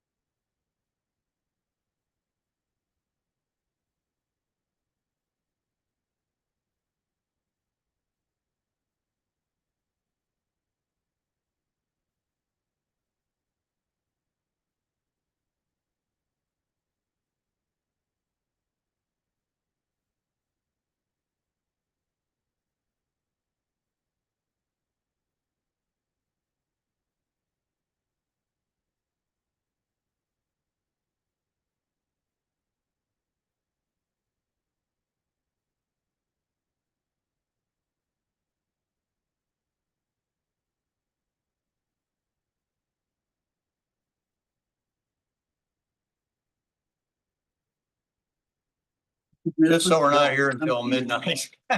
And we won't be anyway, but I'd like to get started here. Okay, I'm gonna suggest a little bit of a different approach sometimes on these study sessions. And I think that, We know where Melissa is. huh? Melissa. In the bathroom. Oh, Melissa, congratulations, Melissa. If you have something you want to speak to or talk with about during the study session, that's fine as we get into each of those individual items. There's 3 items on the agenda tonight are sewer rates, hotel and motel tax distribution, and reserves. If you have something you want to say, I know Leslie gave me something here. Is she here? Yeah, there you are. I know you want to talk about something, so we get a chance to and talk about it. Same with anything else that talking about here tonight. I want to wait for Melissa though before we get started, so. Thought she was here. But sewer rates would be the first one. And what's happening there with the need to take a look at those.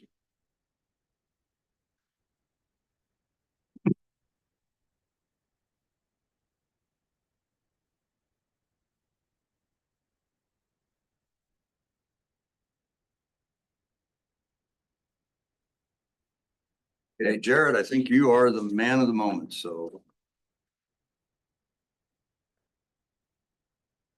You can pull it up there.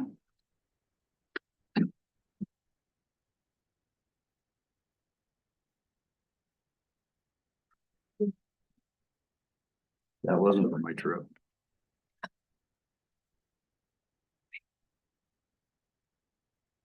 Council, Mayor, my name is Jared Keenan, wastewater superintendent. We're going to talk about sewer rate increases. What we're looking at is a 3% increase to cover just the increased cost with inflation, of course, higher equipment costs, and the new wastewater facility and operational cost increases that we see there. With that, we have the lost funds discussion. If we were to reduce the $500,000 contribution from lost to the wastewater fund, that would be an increase of $6 a month to the sewer rates. If we reduced it down to $0, it'd be an additional $12 a month in sewer rates. Mike Maloney broke it down nicely for us. Every $100,000 of lost funds reduction is $1.20 a month on sewer rates increase. The current base rates that we have are $25 for the first 1,000 gallons. And then $11.50 for each 1,000 after. High strength users, 25 initial and then $14.38 for the additional 1,000. With a 3% increase, so we'd see a 75-cent base rate increase. Removing the lost allocation, we would see the new base rate at $37.75. We're just looking for direction on how to proceed with that. You go back to the first slide, if you would, please. The 3% increase, does that cover, I know Michael Baloney had talked to us about making sure that we stay at that based because of our bonds that we need to be at 110% of our rate at that point in time that we need to pay. Does this cover that to get us to 110%, just to be legal with our bonds and how we structured that in the past? That's something we discussed with him. I don't believe that we would be anywhere, we wouldn't be close to that. No, he said that the way the bond wording actually is that you have to have 100% of the financing to repay the bond, not of all the operating costs. So this 3% is just operating costs only, and what you're seeing due to inflationary costs, is that correct? Well, and then we talked about that 110% isn't, like you have to have all of it. We don't have to have all of that in the funds at once. Yep. We have to get there eventually, though? Every month you set aside Every money. month. Okay.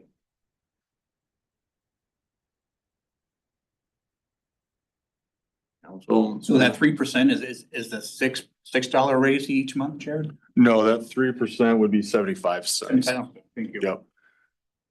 Go back to that next slide, Jared, if you don't mind, please.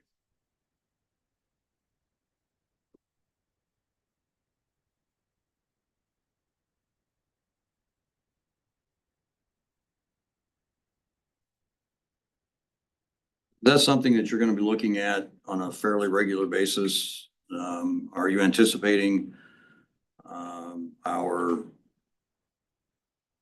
keeping up with inflation just at that 3%, or do you think that's just kind of getting us to a break-even point here? I guess not even a break-even point. What I'm getting at is, are we looking at something that's gonna have to be done on a regular basis here? And is it something that we want to continue to look at? Yeah, he has 3% every year, and especially now with discussions that came up this year about capping those increases, it looks like we're gonna wanna keep a close eye on that and Right. make sure we're done. Right. And hopefully they don't make that retroactive in any way, shape or form either. It's dead for this year supposedly, and I know, having been there, that nothing until the legislature adjourned. But Senator Webster did say that he was pulling the bill, so that tells you something about it. And again, I do appreciate IMU's participation in that as well. Can you go back again?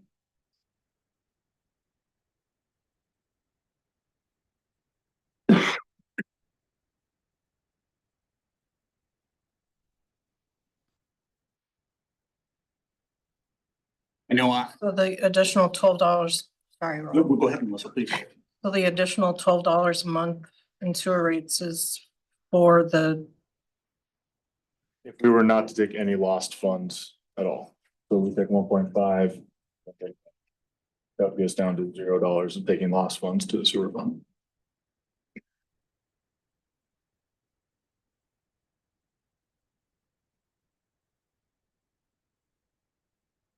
And I know, like water has a 3% raise on a yearly basis, and that's to cover maintenance, new water lines that are, replace the 4-inch to the 6-inch. We talk a lot about making sure going forward that our costs are being covered, and as a facility that is ran off of ratepayers, I think the ratepayer does need to make sure that our expenses are covered. I'm not saying raise it $12 a month, but on a gradual increase. Mr. Ross and I are going to differ a little bit on our approach with not being able to use lost funds on streets or public safety. It's really hampering any of our ability to make some improvements to the city. I mean, just like I have to pay the electric I use, it's not being paid by anything other than me, the ratepayer. Same with water, same with some other services, so I think at some point we need to make sure that the ratepayer is paying the full rate at some point. And my direction would be the 3% inflationary costs. I'll leave lost where it is. That we don't have to do any more of a fee increase. I do think we have to look at these every year. I think it's important for every organization to look at their fees so costs are paid appropriately. So that it's not subsidized in some other manner, so.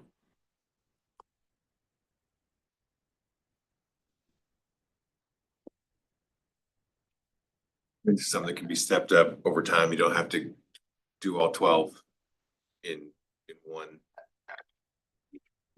My my thoughts would be that we put a plan in place to gradually step that up. What the whole discussion has been about is money has to come from different places. Services have to be self-sustaining. And loss is a blessing in a lot of ways, and there's a lot of say there that it can be used for street maintenance and things like that. I mean, there's a lot of different things that we can use that money for. It's huge help to our budget overall. So I don't know what that step up looks like. I think we've talked before about maybe like over 5 years, something like that. I don't think that math is super even for 12. That might cost some people, but it's 4 or 6, whatever they need to have. when factoring the 3%, You had talked about removing or cutting loss down to 500,000 and then zero, right? Is that, is that including that $6 a month and $12 a month? Is that including that 3% increase as well? Or is that just solely reducing and removing? That includes the base, they have the base, the 3%. So it'd be the 3% plus the $6 and the $12 or the $12.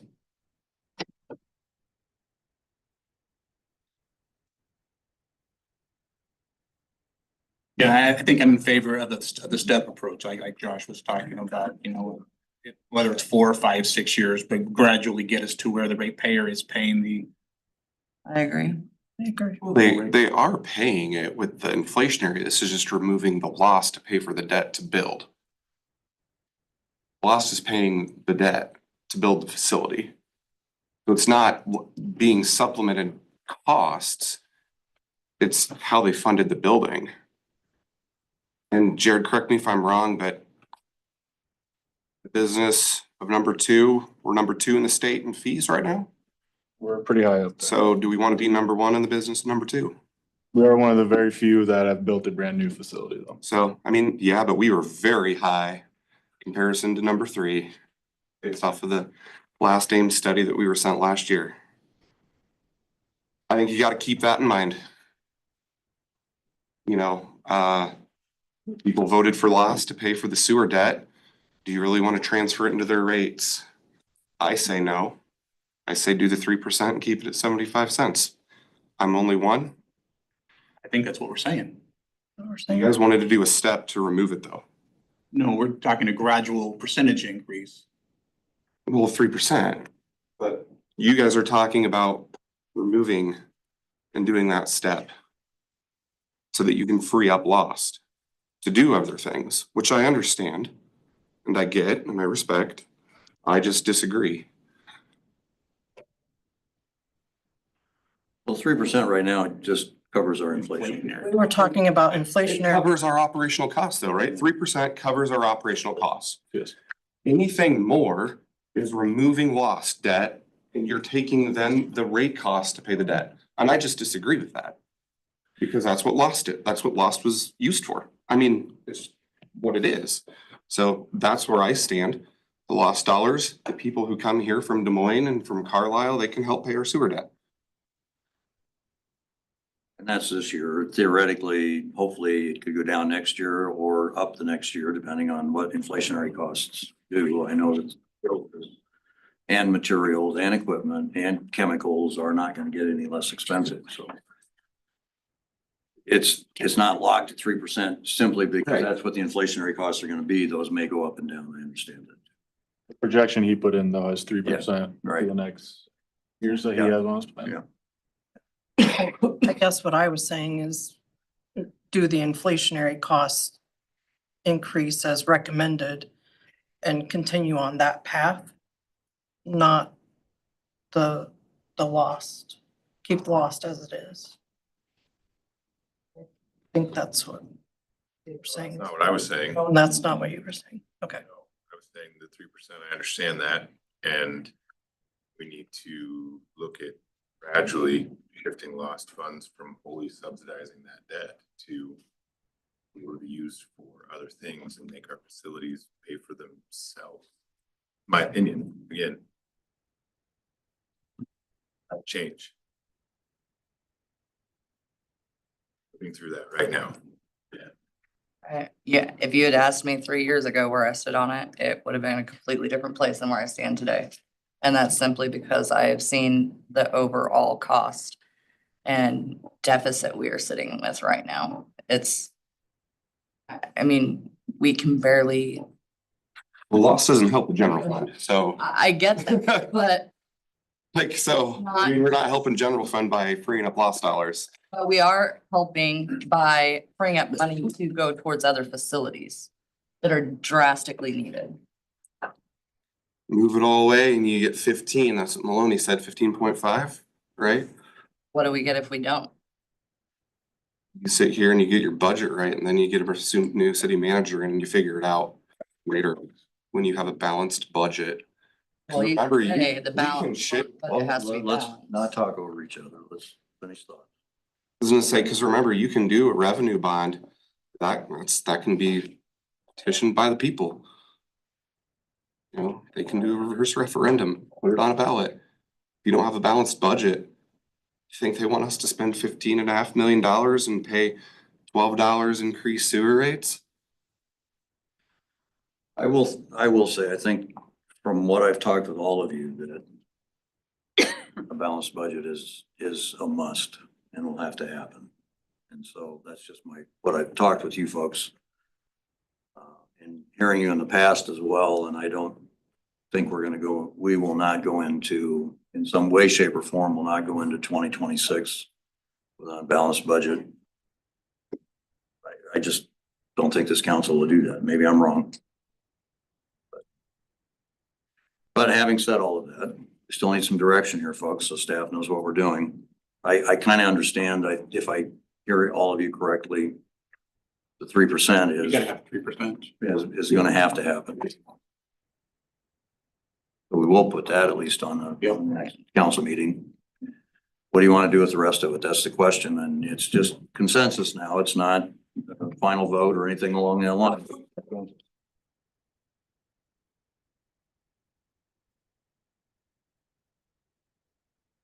Well, my stance is pretty clear. Yeah. Okay. I'm fine with leaving it and I'll let the next council worry about it. Kind of where I'm at. Pass the buck for another 4 years. I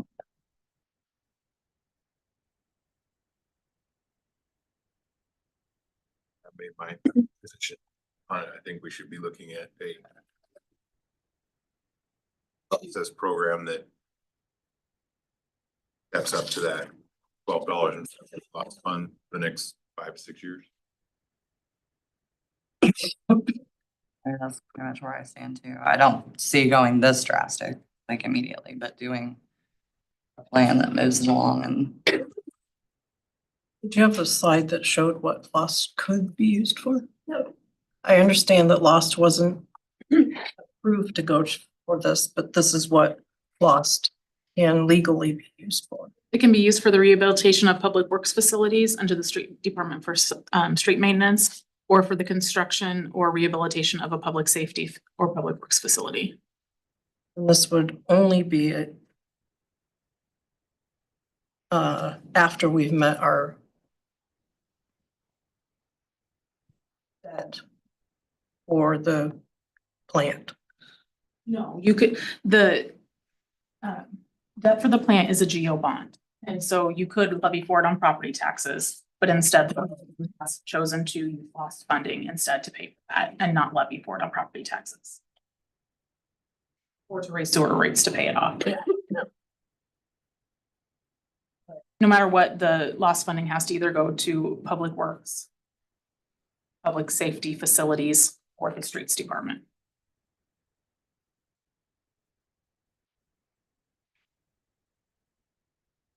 if we kept lost fully on their department, what's the payoff of that? Like the projected, yeah. I have to get you that. Have to continue at the current rate.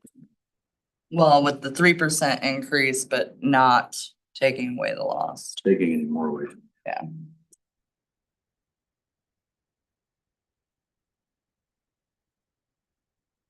With our limitations, it's, I mean, you look at all these things that are being deferred this year because of our limitations, and increased tax revenue. And this is one way to make some of those things potentially happen by stepping it up. So I agree with you, Josh.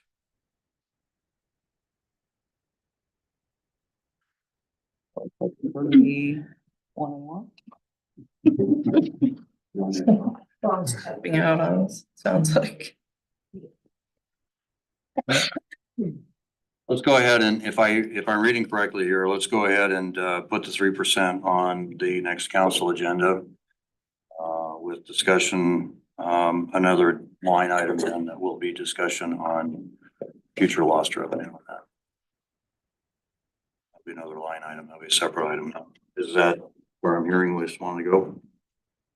Yeah.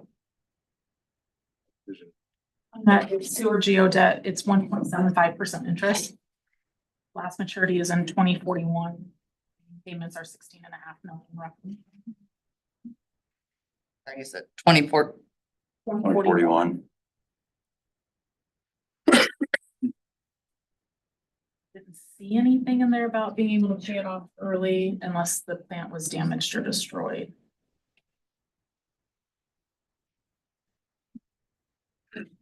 What are we seeing our lost income? Exactly, Jackie, are we seeing a pretty, Over 2 million.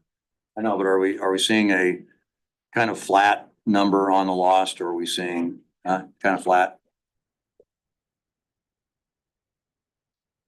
You look into the prepayment. Yeah. I had a note that it said, for callable dates that it's redemption option if plant damaged or destroyed. That's the only option. Thank you.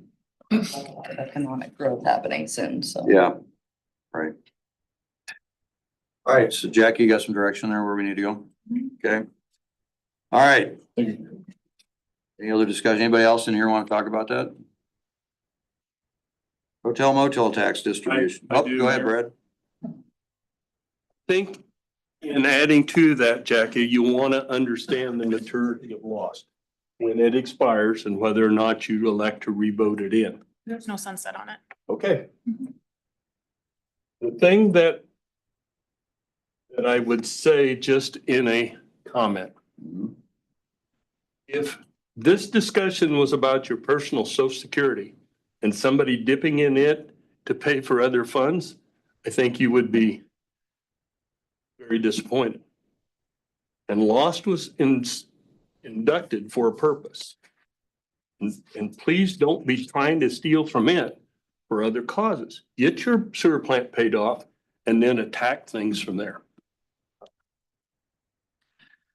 Okay, well, what I will say, Brad, in response to that is, council before this council and before the council 2 years ago made decisions to move some of that around. And so those decisions were made when all of these folks and myself were elected to this body. So. Yeah, and I'm not hanging that on you folks. Please, please accept my apology. No, I understand that. I was just trying to clarify was all I was doing. And that is one of the things that I think we have to in the future figure out how to do. Because one council's not held to another. Exactly right. So then when one council makes a financial decision for the best interest of the community, and then another council takes it a new and different direction, then you're having these discussions every 4 years. And that's what I would leave you with. Okay, thank you. Okay, any other conversation from anybody? All right, hotel motel tax distribution. Jackie, why don't you go ahead and put that up, or whoever's doing that, so. Move on with that. Just had a listing again of what we did for FY25.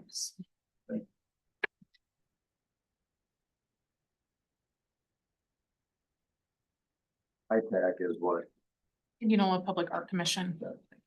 They had the grant with Bravo to do the Right. mural project. Right. For FY26, Parks and Rec again, 25,000. We're committed to Bravo and Greater Des Moines, and then we have different options for the remaining funds. The options you could explore. So we have 215,000 budgeted. 145. Is that roughly the right number? 61,429. 122,8, 22,9. 67,142. 67,142 is what we've got. Council's pleasure. Discussion. So Main Street, are we proposing it all come from hotel motel? Or are we proposing it going back to the original funding mechanism of the 10 and 35? Just because I saw the first slide and I saw that.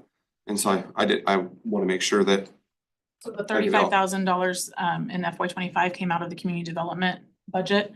We've all seen the reserves and the Sure, fund yeah. balances, so that's why I was recommending that we actually have a revenue source for okay, so I'm property taxes. I'm good with that coming from hotel motel with it being funded, so. I just wanted, the first slide threw me, sorry. Yep. Leslie, you had some things you want to make comment on, you want to talk about something here? I do. I'm Leslie Held. I'm Vice President at the Indianola Main Street Board of Directors. I thank the council members for meeting with Erica Roberts over the past week. We hope it provided a better understanding of the city's commitment and role in the Main Street designation. Last year, the city led a campaign to bring the Main Street program to our community and sought out the Indianola downtown merchants to transform into Indianola Main Street. This was not a task we took lightly. After many discussions with community development, we accepted and began the application process alongside the city of Indianola. There are 2 requirements for becoming and maintaining a Main Street designation for a city of our size. The city must have financial investment in the program, and a full-time Main Street executive director must be hired. The investment amount committed from the city was $45,000 plus an in-kind donation of $10,000. An investment campaign began last May asking businesses and community members to invest in the program with the promise that the city would match their donations for a total of up to $50,000 annually. We were able to meet that goal. I believe then, as I still do, that the city and Indianola downtown merchants entered into the Main Street together with the common vision of a downtown district that will make our community stronger through the goals of economic growth, historic preservation, and downtown revitalization. The budget proposal from February 18th would eliminate our Main Street program and damage our opportunity to receive a Main Street designation in the future. It would be a short-term solution that would only hinder future economic growth and opportunities. I want to acknowledge the difficult task ahead for our city officials and other organizations who are in jeopardy with the proposed cuts. We work together with these organizations to make Indianola a better place, and we all play a part in the community development family. That makes this situation simply painful. Indianola needs the structure, the resources, and the opportunities that Main Street provides. Our downtown events are critical to our business's revenue, and for some, they are the difference between a year that ends in the red and one that ends in the black. A vibrant downtown enhances Simpson's ability to recruit students, faculty, and staff. Our upper story housing needs immediate attention to offer attractive downtown living opportunities. Historic preservation assures us that our downtown will be enjoyed by future generations. Creating spaces to gather allows us to support businesses who support so many of our local organizations. In our conversations in the past week with Main Street, Iowa, we were reminded that another community lost out on the opportunity for designation because they chose us, they trusted in our commitment. We're asking the city to honor its signed contract in its entirety with Indianola Main Street, our investors in Main Street, Iowa. Thanks.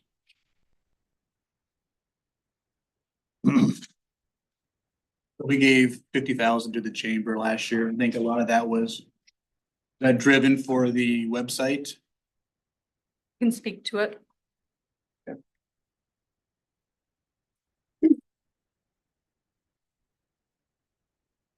evening. First, I'll answer your question, but I want to recognize just the difficult situation that you guys are in. Tonight was hard. When I was standing here just a little over 2 years ago and asked the council to invest in the chamber, to invest in growing Indianola's tourism. I wanted it to be at the expense of our police department, our four-legged furry friends, none of that. That being said, we are also a revenue generating organization. The investment that you're making in the chamber, economic development, our other economic development entities and assets, similar to Downtown Main Street, National Balloon Classic, Des Moines Metro Opera, provides a return. And so, as far as where the funding has gone, it's gone beyond the website. So in fact, yesterday, we launched in conjunction with the National Balloon Classic and Warren County Economic Development. We launched a massive marketing campaign that's going to have 2.2 million impressions. We are a partner or a selected destination by Travel Iowa to be marketed to all the surrounding states to encourage overnight travel here to Indianola. What does overnight travel do for us? It funds this tax. So the investment has gone beyond, way beyond just website development. It's been a comprehensive marketing strategy that, as of last fall, there was a verbal commitment that Experience Indianola would be funded through a different fund. This is the first time I'm seeing that we're back being considered for hotel motel tax. But there is a significant amount of that that's been committed for this year. And the way that we budget is we budget based on last year's and this year's investment. So I'm a little anxious about what we have already put in for skin in the game this year. That being said, I also want to give some reprieve to the council and say, if I need to make some adjustments to be able to help our partner organizations and see hotel motel tax that's currently going to Catch Des Moines and those investments next year, I will be a partner in this. I will get creative and work with our organizations to figure out how we do that. So I wasn't planning on speaking tonight because to me, Main Street is extremely important. Myself, personally, invested hours of my personal time in helping develop this very, very intensive application and presentation to bring that designation to our community, because I believe it is a huge asset to Indianola. But Indianola is also, we have a number of assets. And so I just feel like we have to still ask the council, is there a way to look beyond hotel motel tax? Because we know that there's very little left, beyond hotel motel tax to fund both organizations so that we can still sell and promote Indianola as it should be, in addition to our downtown, which needs to happen as well. Just going back to what I said, we are an economic development organization that is going to increase this budget. So if we scale back, then we scale back on this more, and it's just going to be a cycle of funds not available. So it's just kind of what I have to share. Thank you. Hopefully I answered your question. I can provide more information following this study session on exactly where the funding's gone, some of the ROI information. I shared a little bit of that in the fall. I can circle back around and get you guys something on paper too, if you need to see that. Was your ask still $50,000 then? So that is what we budgeted. So if that's not there, we will just have to reconfigure what it is that would be trimmed out and then come back. So when I met with you guys in the fall, the ask then was 50,000. This is the first I'm learning that we're in this bucket and that we need to come back with a different ask. So I just have to look back at really our entire marketing strategy and plan what we've already pretty much kind of committed and what would remain. And honestly, where there's some crossover. So as organizations, we work collectively and collaboratively on some things. So where are the efficiencies that we can drive together? Those are the conversations that I think we need time to go back and partner and discuss. I want to say thank you, Amanda, for being put on the spot and having a very gracious response, right? It is hard for everybody, and I appreciate your willingness to Absolutely. just lead with teamwork and understanding. You know, that's what we want to try to figure out here for everybody. And so we've been asking of staff for months now too, is how do we get somewhere with that? So I do appreciate that a lot. And I think you asked the question of, so the current for Chambers 50, the same question. So Main Street, is that contractually committed to the 45? Is there, that's one of the things I'm trying to understand on this. There's crossover, is 45 where it has to be for this year, knowing that we're gonna free up some funds next year through this, like, and that question's not for you, man. What's the numbers that we have to keep this going? My understanding at the last meeting was, and I shared this with Erica, that what we'd agreed to reduce Main Street wasn't a kill the program. I thought it was, this is the minimum we had to get to this year to keep it going. And I just want to know where that's at, so.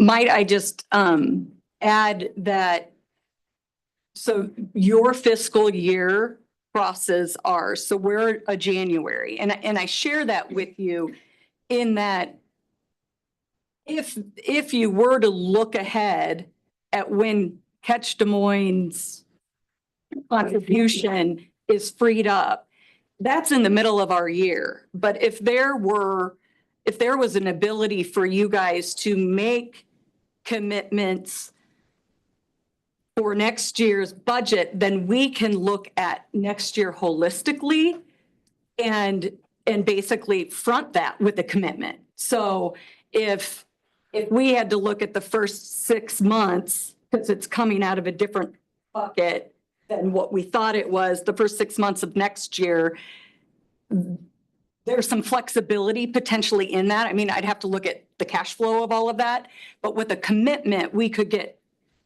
creative on the chamber side of things to try and make that work too. So just another idea that just popped in my head, honestly. Thank you. Erica or Leslie, does your fiscal year run same as the city's fiscal year? No, yours run calendar year as well? Calendar. The Chamber and Warren County Economic Development were funded out of reserves. And so just knowing the conversations we've had that we shouldn't be doing that is why I threw them up here with hotel Right. and motel No, I towns. So we understand can that. continue to pull it out of reserves. That's a discussion that's coming up here shortly, so. I guess I didn't realize council voted to have it come out of reserve. I Yeah, thought that's it what was Andy had supposed to be stated. coming out of general. We didn't have, well, general fund, but there's no income coming I- in, so it does reduce the reserves. Steve, that might have been before your time too. No. No, because it used to come out of this. And then we moved away from this because we wanted it to be a more permanent thing for our city for economic growth. Well, and And as we're looking through it too, we might find an opportunity to put it back into the general fund if we can get rid of some other things. Doesn't exist We can do right it. now, though, and if we look at this, we've got $67,000. In Main Street and Chamber, there's $95,000 back there,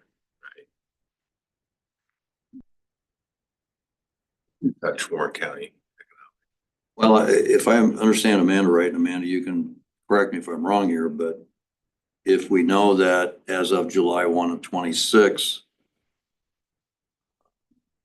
we will no longer be paying CDB, their calendar year runs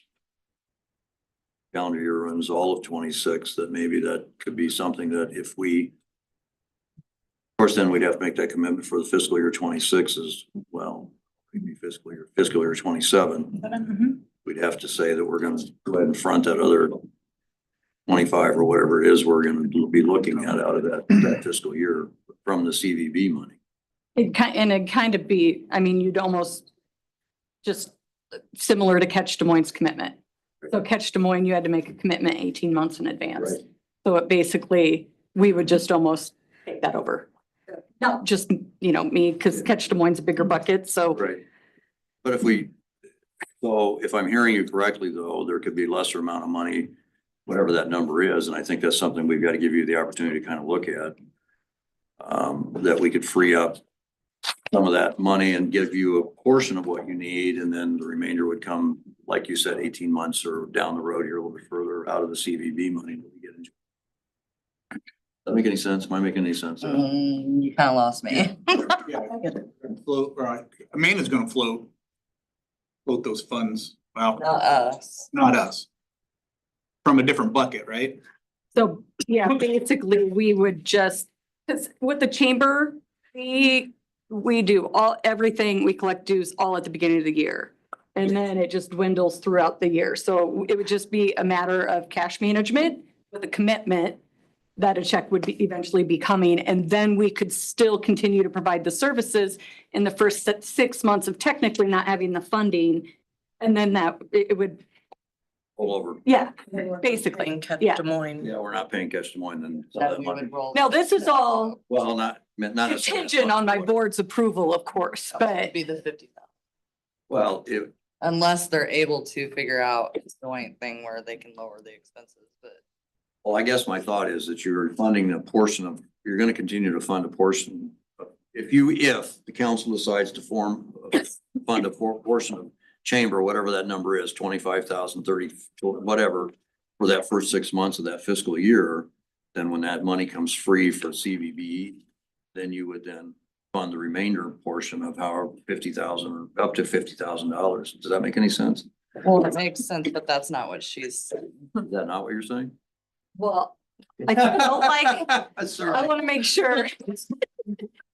So normally we would get issued the funding for Experience Indianola in July. I still am concerned about the last 6 months and just the commitments there. But then start January 1, technically, we would still be operating Experience Indianola until July 1. But then the funding for The entire basically year that would come. entire year would come in July 1.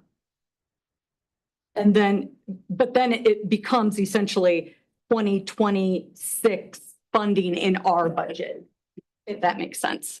Yes. So it'd still be the full amount, the 50,000, but. They'd be floating us for 6 months. I said.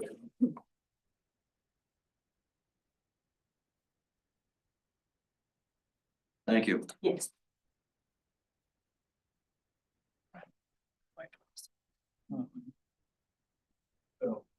Oh, sorry. She still needs a commitment though to get her through till 2026, right?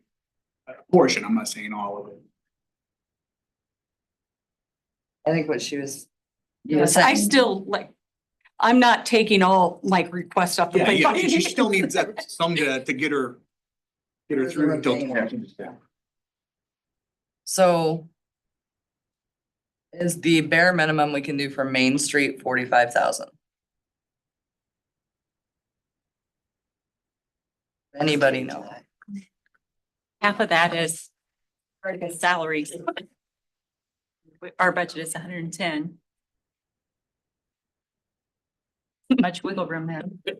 I think the concern here, in addition to just the budget part of it, was that we have an obligation to fill the commitment to the investors that was sought out by the city. So if you've agreed to match a donation and they then turned around and also did a 3-year agreement, is there not an obligation to stick to the commitment we made with investors? Well, I guess that's what I'm asking is, do we have a $45,000 commitment from investors that we're matching? That's correct. We do. That's correct. So the minimum we could pay to uphold the contract would be 45,000. Okay. I think with Main Street as well, not funding them causes larger ramifications with Iowa economic development than just 45,000. So funding the 45, whether it's through hotel, motel, or combination of the other way, I think it's something that we've got to do. Great. We went through this process to be awarded the Main Street designation. And in doing so, we took that opportunity away from another city. So you have to factor that in. Well, we have to honor 45 and Amanda needs X. That Not leaves- just me, though. There's other organizations that we're supporting too, that, Well, yeah, I'm sorry, I'm grouping those with you. I'm sorry. The chamber needs X. So what does that leave then for Warren County Economic Development? And maybe Rachel can speak to it. I mean, are you okay without donations for this year? Can you last a year? I mean, what are your? Well, we're in a slightly different boat on a fiscal year. We have a July, June year, same as the city. So it'd be a little different situation for us, but like Amanda said, we want to be team players here. We don't want anybody to lose in this situation. This is a tough spot for all of us to be in. I do agree with you, Wade. We all need to be going to the state to figure out some changes for the future because this is not sustainable. This type of revenue loss.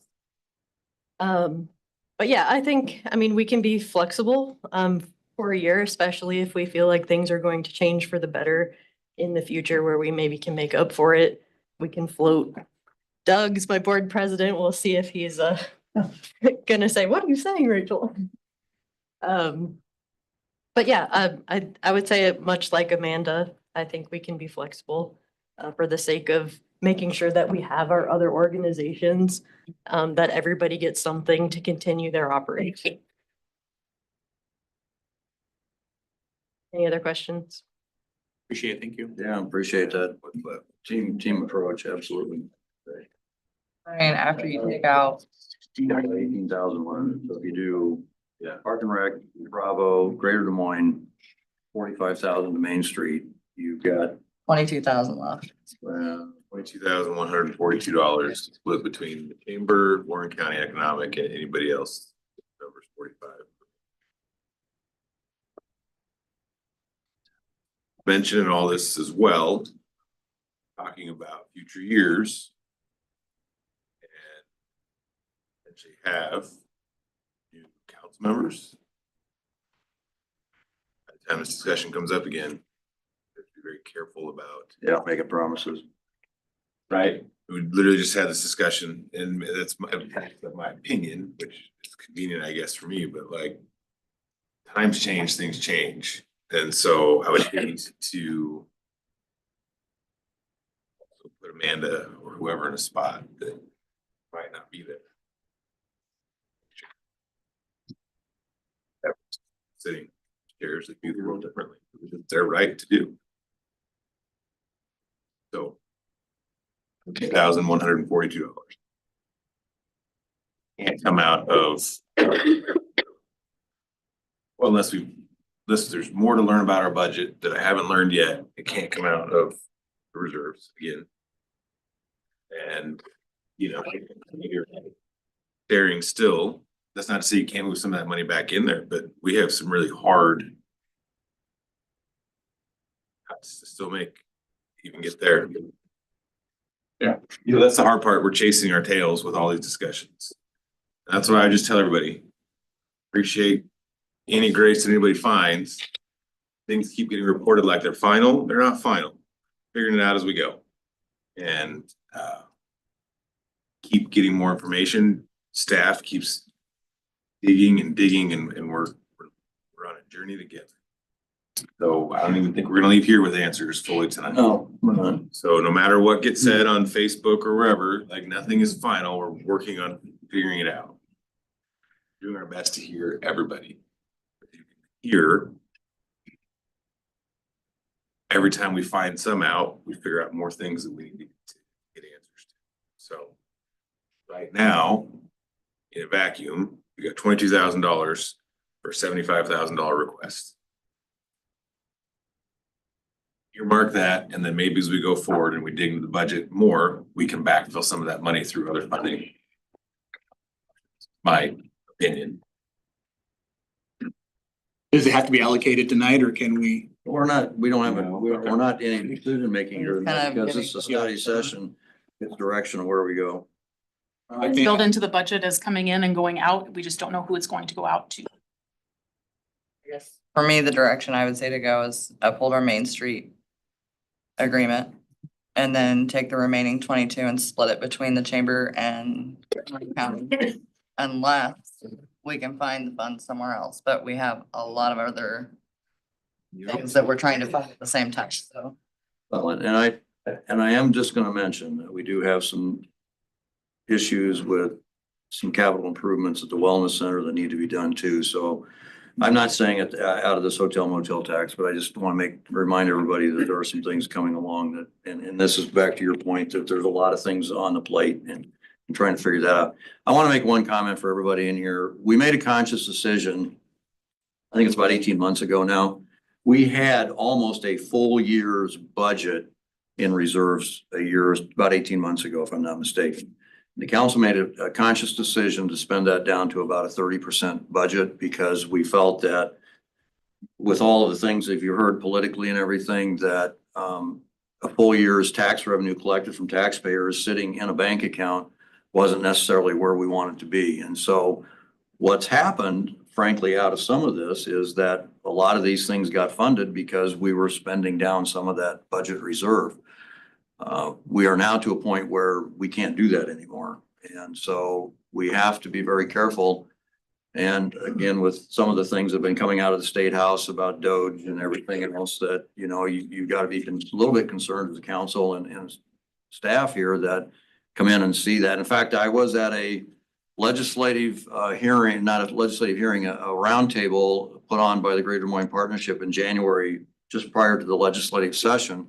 And I heard the chair of the Ways and Means Committee in the Iowa House stand up and say, all these cities have way too much money in their reserves and too much money in their bank accounts. And so that just confirmed to me that we had done the right thing to a certain point in time. And so, you know, those are the kinds of things that they're going to kind of look at and when they come in and evaluate cities as to what can and can't be spent. So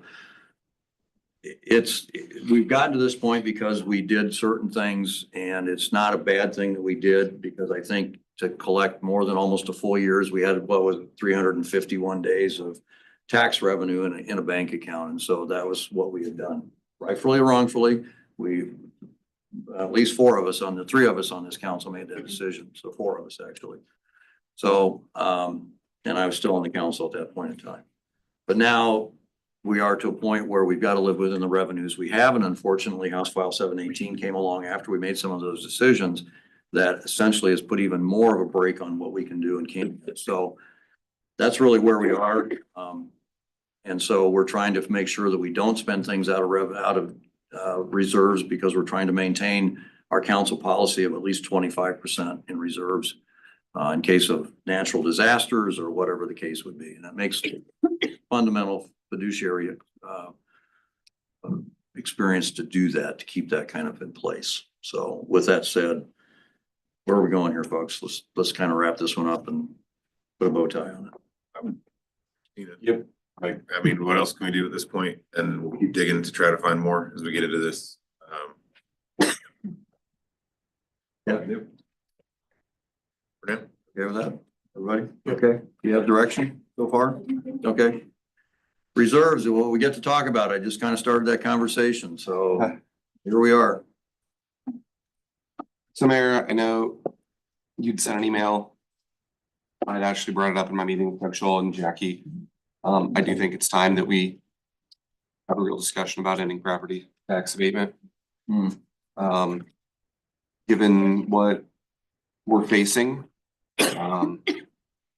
it's time for a discussion. We wouldn't be the first town in Morgan County to do it. Norwalk and Carlisle have done it already. So I think that's something that we should be putting on the table for discussion. I think our direction initially on reserves was pretty clear. It was 30% in a balanced budget. They'll feel the same way. And I think it's time we face the harsh reality that we have to look at everything and we have to look at our staffing levels and our salaries. I know it's not fun and comfortable to say, but if we're going to balance the budget, got 1.8, right? We have to look at all the hard things.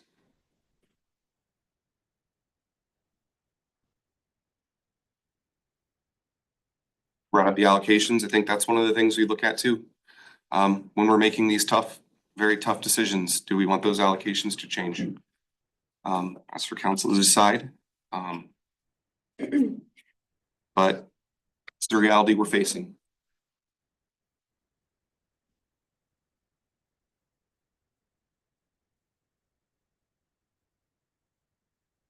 Say, I don't really know that much about the tax abatement, I don't know. I've been talking to realtors, I don't know if that's gonna impact the current 500 units that are planned, will that stymie sales, or will that not impact it at all? I mean, it's a valid conversation, certainly. Certainly think we need to ask a few questions before we just do away with the program. Yeah, like it's one of those, what was our growth looking like before it? Has the ROI of doing it paid off? Have we seen better growth since then? Sure. I don't know that answer. Yeah. Solid questions. And if we're not seeing that growth, what's the point, of continuing it? Let's get our tax revenue in the door day one and not tier it over 5 years. You gotta bring it in. I'll be curious to see, for Norwalk, especially Norwalk over Carlisle, no offense, Carlisle, if you're listening, what it does for their growth. Does it hurt their growth at all, getting rid of it? So I would say probably not, but that's, yeah. When did Norwalk end theirs? last year, same with Carlisle. I think one of the things that's interesting to me that I've always kind of wondered about tax abatement, and I obviously voted for it in the past as well, but those residents that go in and buy those homes, let's say it's a $300,000 home, wherever it is, and here you have what is it, 20%, I think it is, abatement. Is it 20, 20, 20? Is that how it works? If I'm not mistaken, it's been a while since I've looked into it. Step down. 180, 60, 40. Yep. What is that? It's 180, 60, 40. So now it's 20%, yeah, 20%. Okay, so, that first year, we're in that house, we're paying our escrow account and everything else, and all of a sudden not only do we have tax increases from city, county, and school district, but we also have that 20% tax increase that's gonna come as a homeowner, and then the next year, you're gonna have another 20% plus, another 20% plus for 5 years, and those are the kinds of things that I think really hamstring a lot of our young folks and our young people in our community too. And so if you know that right up front, talking to your point, you do away with that, right up front what my payments are gonna be, and any increases in the city or the county or school district budget is that's all, that's it. It's not the 20% you're gonna have for 5 years. And so I do think that it has merit. I think it's something we need to take a look at, but I also am interested, as you said, in conversations with realtors and developers as to what they've seen in those other communities as well and what the impact has been. But I don't have a vote, so there you go. The classic line. Walk over there. The classic line. Yeah, there you go. I do want to say on the tax abatement issue, right? So I bought my house 21 years ago, which would have put me at middle 20s, right? We'll just say in the middle 20s. And I don't know, it was like 225,000, and I was scared crapless, right? I'm spending $250,000, which is hardly buys you anything in today's market, right? But that tax abatement was nice because then it allowed me as a young professional to increase my salary on a yearly basis so that I could build up to that full 100% tax abatement too. So that's just another. There's another side of it. Just another side of it, so. Thanks for being responsible, because I feel like you hear the other side of it all the time of, oh, I forgot to pay my tax. Yeah, I think you can argue either side of it very eloquently and make it make sense. Keep it or get rid of it. I think it is a worthy discussion that we just don't have any data on right now. Right. If we used our most recent, 3 years? Yeah. Didn't have it, what would that look like as an increase for us going forward? That would be a nice discussion. Understand how much does growth matter right now? If we're Yeah, right. So there's a there's an argument to be made that we're penalizing ourselves if we grow. Yeah. Right? And so there's a lot of nuance to this conversation that I would love to understand more and have some more of the data than to just say, let's get rid of it. Right. Again, I think if we get rid of it, the next meeting, instead of everybody from Kayakota being here, it'll be every realtor in town. You know, it's one of those things. And so, yeah, have the discussion. If we can, and wait, I don't know if that is something that Jackie's got a lot on her plate. If Bill can help with some of that, being a little more in his world. Just some of the impacts that other cities are seeing, what it would look like our last few years.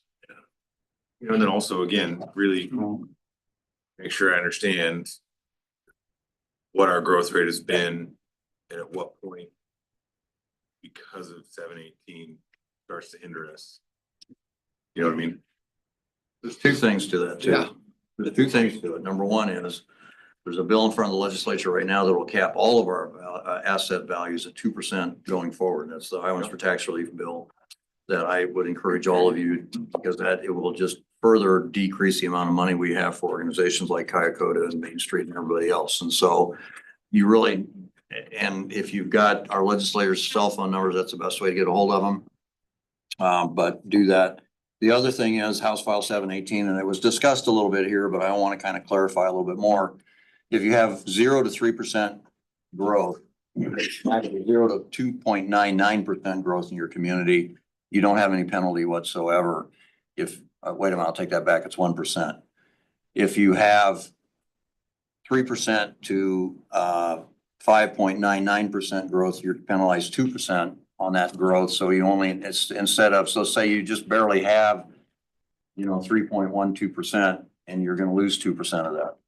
You get to the 6% on up and higher, you're gonna be penalized 3% of your growth. So if you're just barely over that 6% number, you're down to 3% again. But if you're at the 9%, then you're still gonna get 6%. If that makes any sense at all. But what has happened is the legislature ratcheted that to a point where you don't get to capture that growth, and that's what Josh is talking about, and it doesn't make any sense to do that.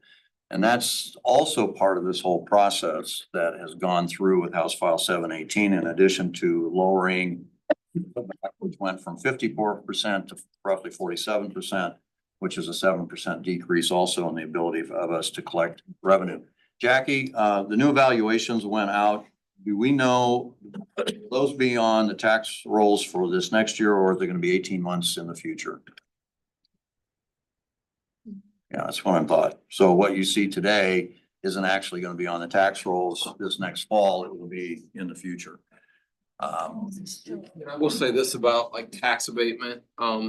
Typically what you look at is a trend in how many building permits or how many homes are being built. But that's not always linear.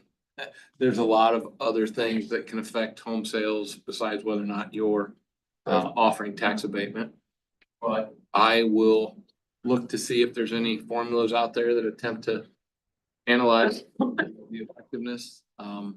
Maybe Norwalk did after they eliminated theirs. And Wade, maybe you can check Norwalk, get maybe some of their reasons why.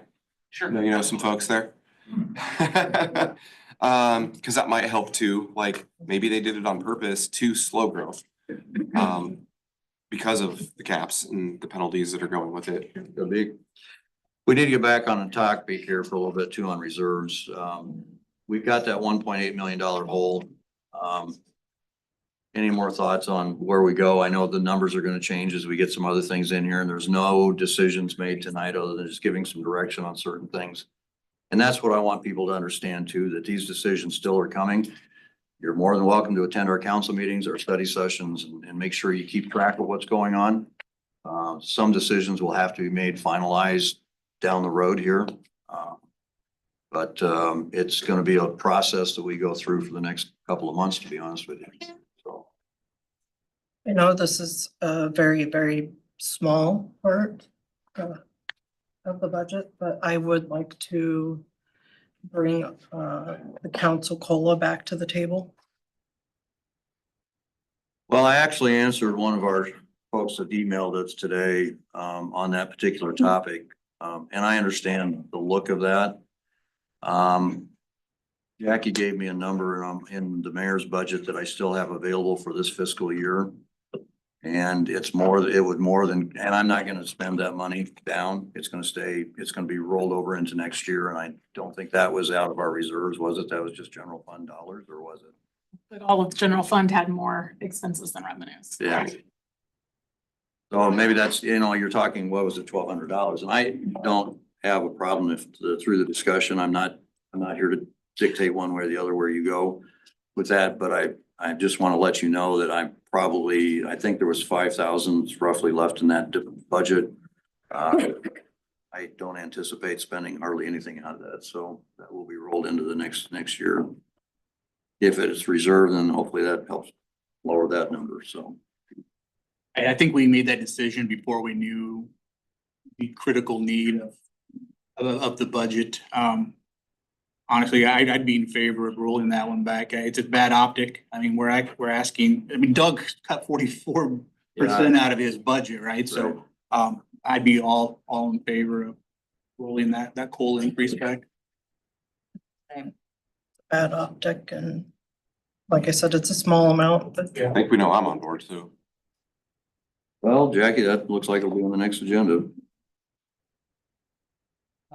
I would like to bring the COLA back for the upper management and PD as well. Do we have a number on that, what that cost is? No. Get a number on that?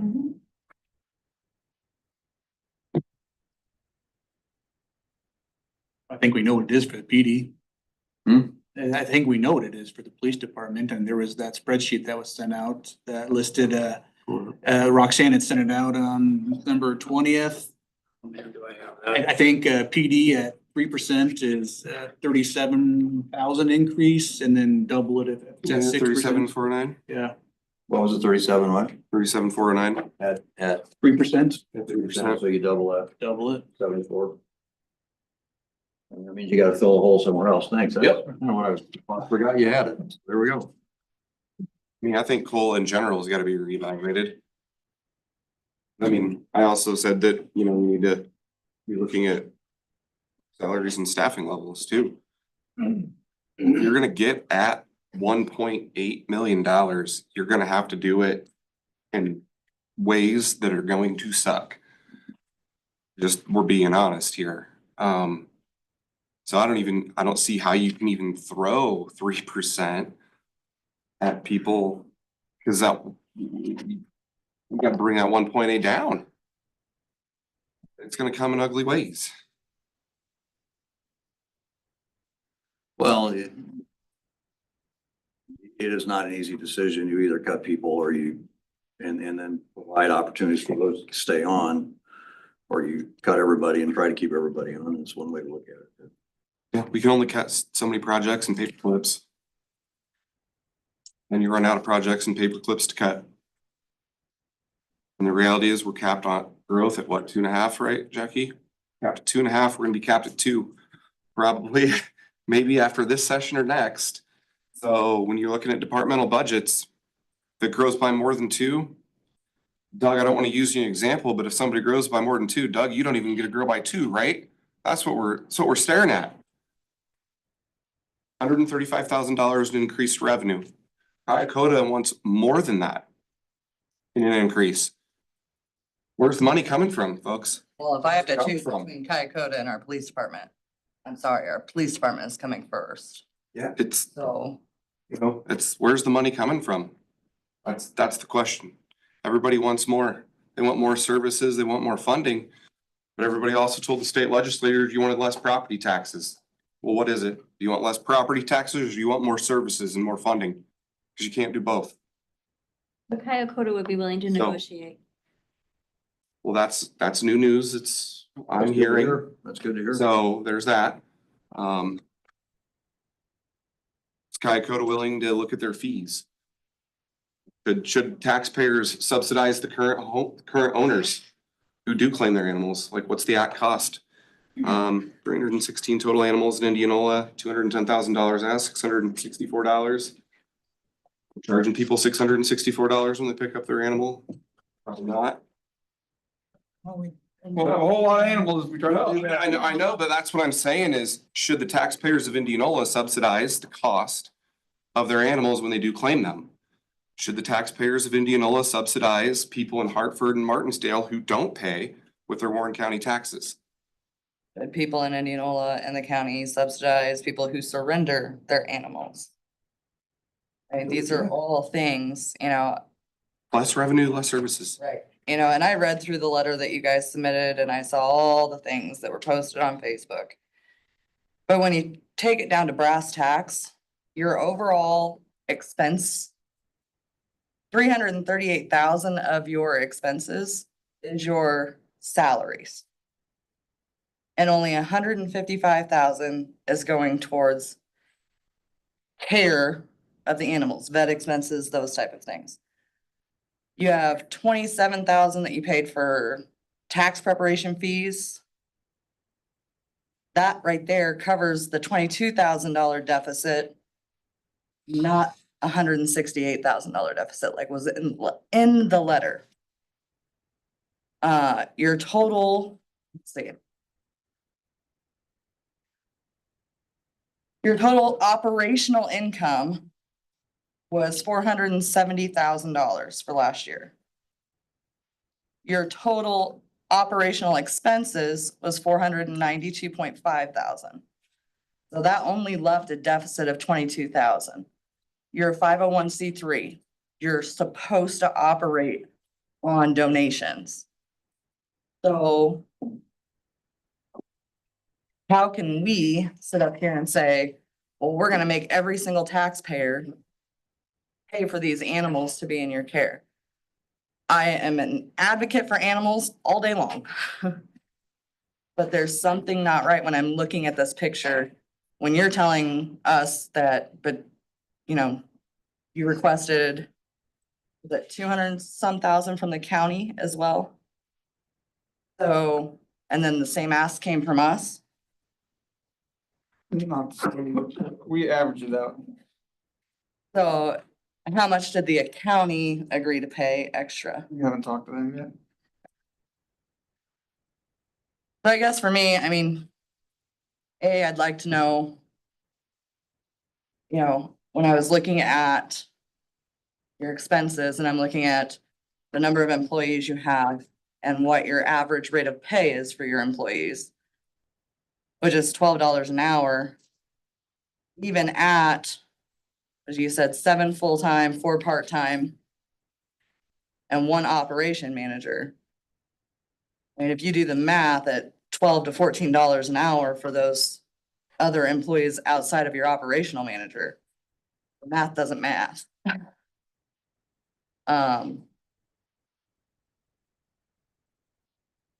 I really have an issue with the misrepresentation that was put out there saying that you had a shortfall from us of 168,000, when in reality, it was 22,000.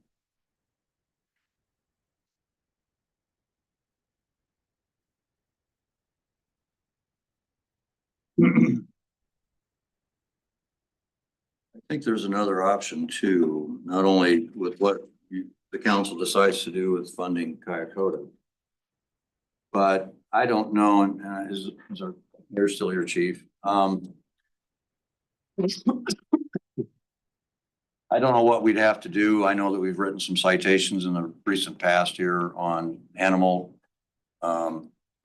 issues. And is there a way to figure in a cost of what it costs us to have Kayakota do some things with that particular animal? That's a question for you, chief. I'm just Ryan, throwing an 110 idea. North First. Oh. I'm just throwing it. Absolutely. So what we can do is when we impound an animal, have an animal impounded, or a dog at large where Kayakota gets involved, what we can do is I can get the real cost from them and put that to the county attorney's office for restitution to Kayakota. There's absolutely a mechanism in place to do that. That is a real option then. Yes. Is there a reason we aren't doing that right now? No particular reason other than we usually don't go after dog at large for salaries, fees like that, but we sure can. I think it's clear that we need to have a behavior change with animal owners. The Right. only way to do that is to drop the hammer on them, right? You watch any of the boards, you see the same dogs out over and over again, so much so that Kyakota knows who the dog is and who to call. Who to call? And just not the police function, all our function is to present that paperwork to the courts and they can. Elect. Council. Is there a process, like, sorry? No, go ahead, go. What's the process today? Like, do they get fined the first time and so many times they end up in court? I mean, it's entirely up to the judge. If we write a citation, say for dog running at large, it's a simple misdemeanor, violation of the Indianola code, it could be a fine, a small fine, entirely up to the judge. He has a range. And the city of Indianola gets a portion of that fine back to the clerk of court, which then goes the check to the city and goes into our general fund. Cannot go to the police department. It's against the law. Has to go to the general fund. So could we then take that fund and apply that towards money towards Kyakota since they're the ones providing the service out of the general fund? Well, You'd you, have to break it down. yeah, I mean, they don't do, so the money they collect for the month comes in as one check for the month. Okay. It's, and we don't know if that money's 10 years old, 5 years old, how long it took them to collect that and get that to us. We would be shorting ourselves if we did that because we also have time invested. You know, even though it doesn't go to us.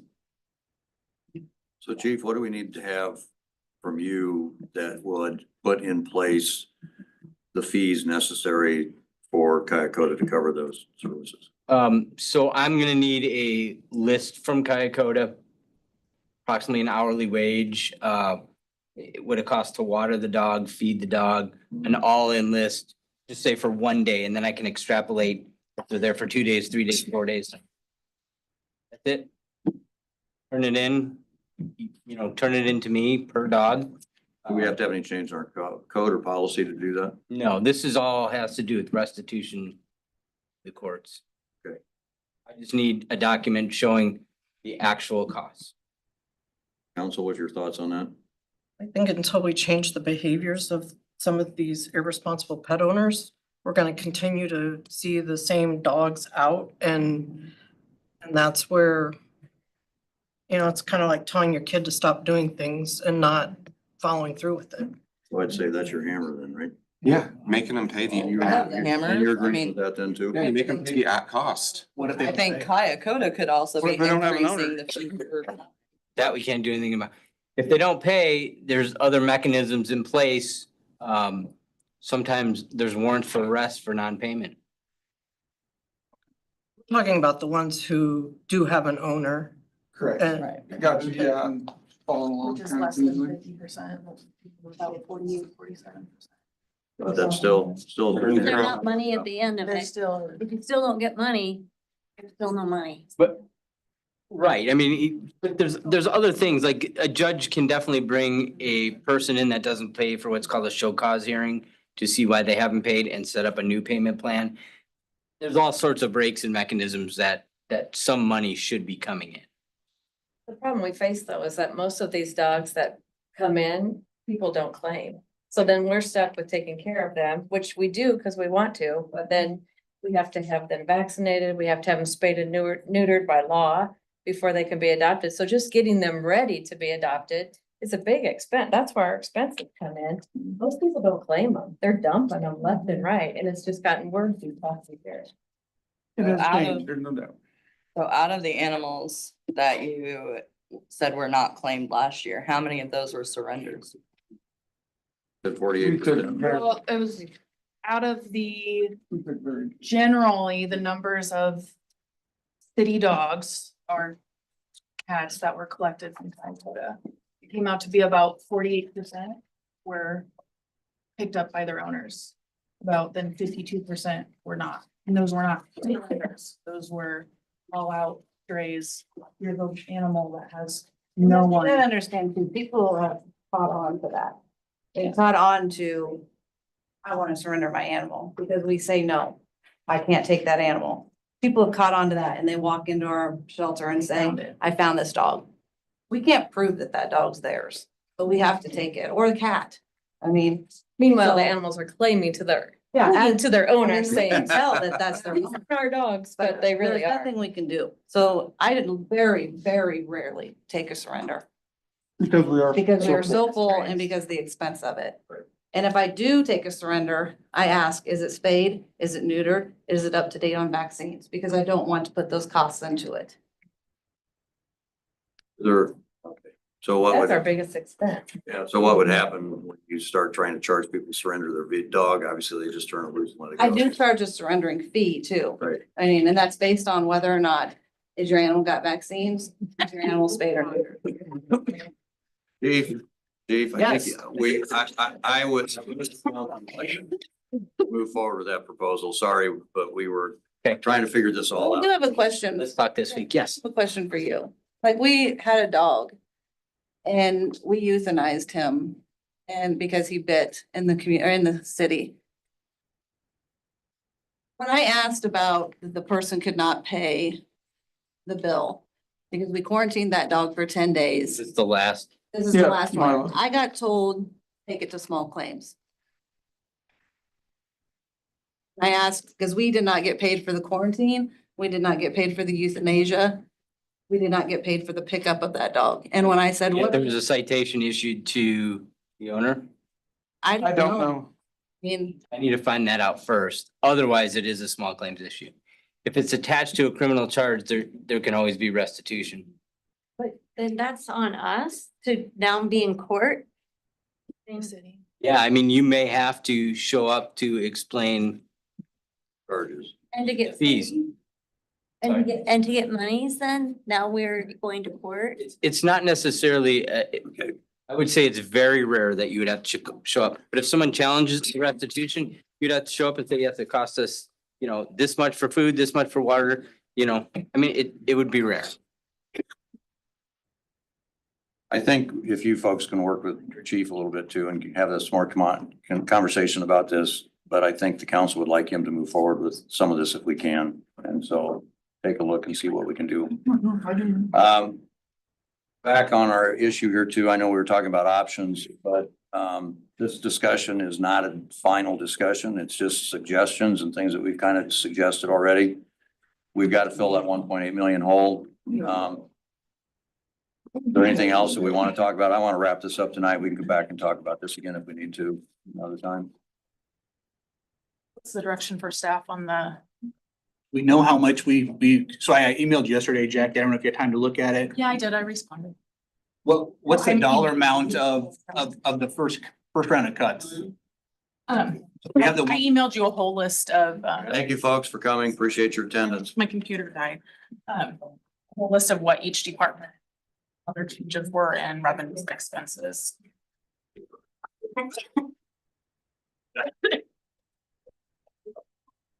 We're not done yet, but I do appreciate anybody that's leaving. Thank you for being here tonight.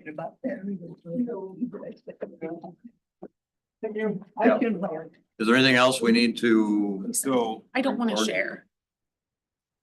yeah, so Ron, did you get that email from Jackie that shows all that?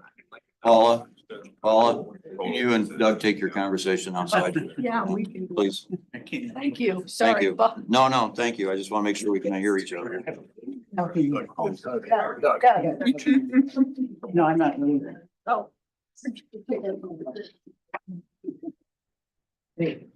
Okay, what was your question, Josh? I know, I was making sure that Ron knew how to check his email. He just can confirm. Okay. Like, listen, I don't know, we're dancing around it. Councilor Armstrong, I hear you make these big bold statements about it's time to start cutting people and staff. Where do you start? Like, we keep giving staff more opportunity to figure it out and they're working hard in doing it. And I think we're gaining, but Start with your allocation percentages. Where do you want those to be? What does that do to a budget? And then you start having hard conversations. I mean, it is a reality. You can only cut so many paper clips and so many projects. I'm sorry, I don't want to say it, but it's a reality we face. I don't know if you had, I was able to meet with Jackie and Doug. And, Doug has said, like, that's the core root of the problem. We've got to look at it and we have to address it. So you need to look at the allocations. Where do you want those percentages to be? What do you want the makeup of this city to look like? That's where you start. Not my decision to make alone. So each department was asked to cut at least 10%, correct? Yeah, if they could, yeah.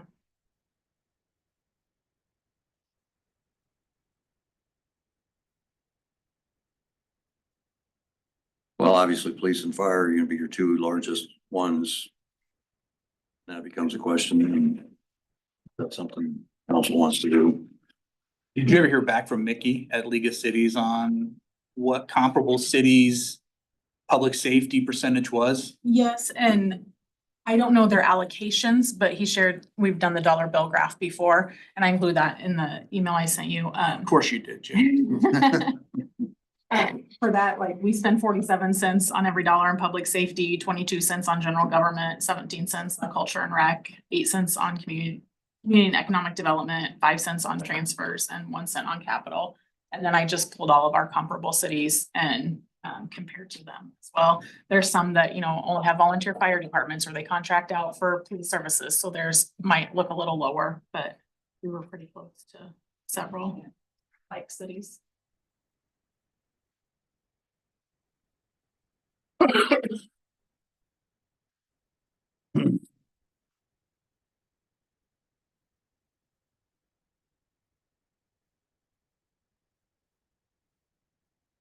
So what kind of percentage would we need to get budgets balanced as far as what we're looking at? Would it be another 5%? Would it be? I mean, I'm just asking questions here, just trying to figure out how we get to that point. What does 1% get us? What budgets? It's different for every fund. We're over our property tax allocations by like 30. Right. That's at $1.8 million. Right. Thank you. Thank you. We still got about 33% to cut. That's just general fund. That's not touching the other. Right. I'm sorry, you don't start with your essential employees. Public services, yeah. You start with your non-essential. But I'm gonna say this, what's essential for some folks have become non-essential for others. And then I'm not arguing any way, shape or form, so don't take it this way, but I think priorities for different groups of people in our community changed. Some people want parks and rec and trails and things along that line, and and they all want police and fire protection. That's no doubt about it. So, it's difficult. We want to attract people. We want to be able to be a community that does attract folks. Well, for me, I mean, parks is essential. Yeah. Because they don't have the snow removal and the lawn care.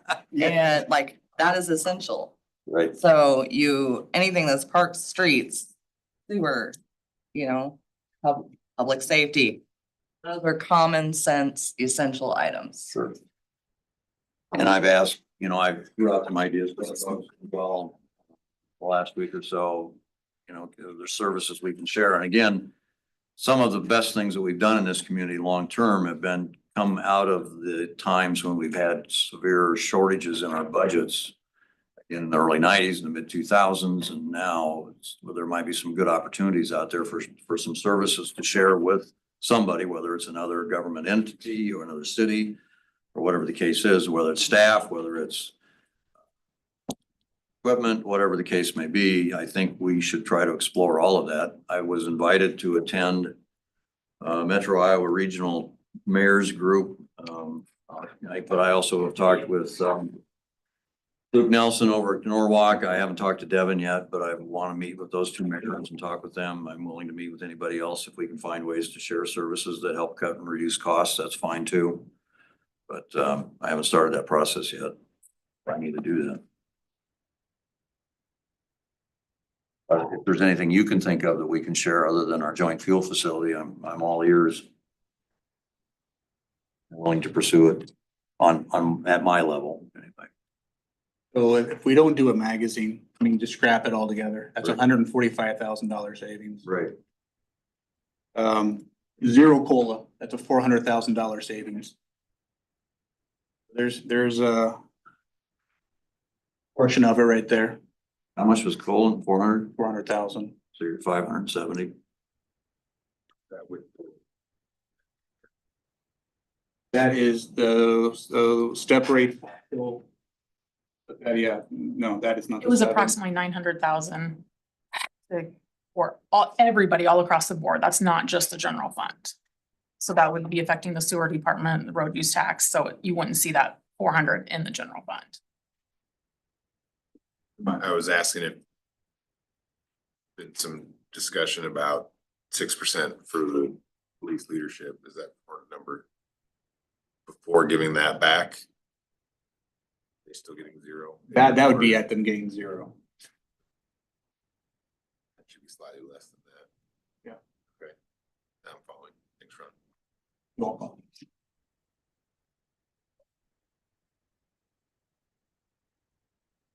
Well, go ahead. And we have a large reserve in our health account. We passed a resolution along with IMU that it can only be used for health insurance.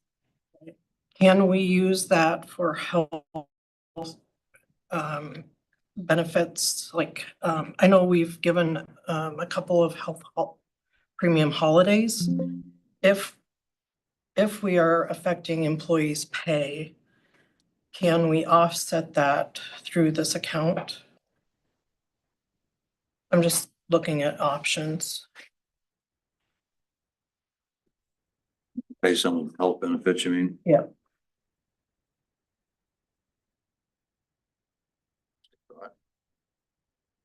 I think you have to be careful. You'll meet next Monday and you'll talk about the percentages that the departments pay and the employees pay.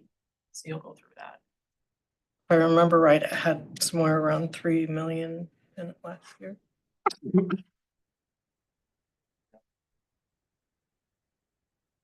Yeah, that was one of those things that came about during tough times is when we self-insured our health insurance too. So, you know, are there other things that we can self-insure and get some reinsurance on that allow us to do that?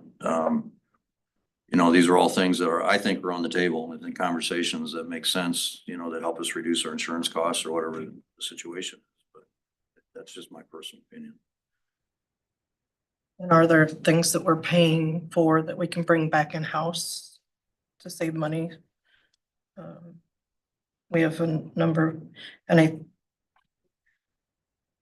we've asked this before, but mowing contracts, ice and snow removal.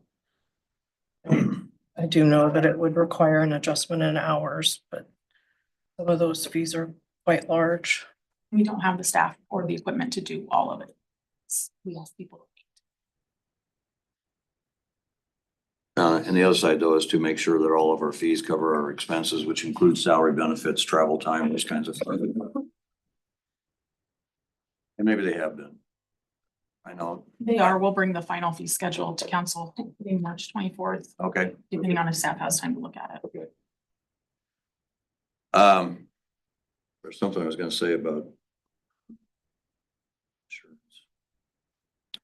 Are there any jobs that are still posted that we should be considering?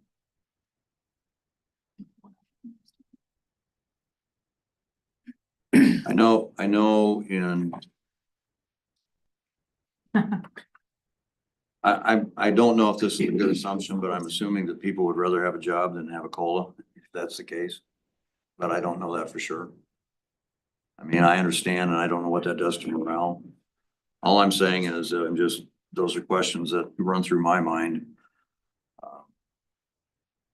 But again, at the same time, I think we have to consider all options. I just think that's where we are. Was there anything else on your list there that you've found? Well, the hard part was that I wasn't able to tie back into the 1.8, so I don't know. I don't know how much a first round of savings is, right? Do you have a total of what that first round of I savings is, didn't add Jackie? it up, no, I don't.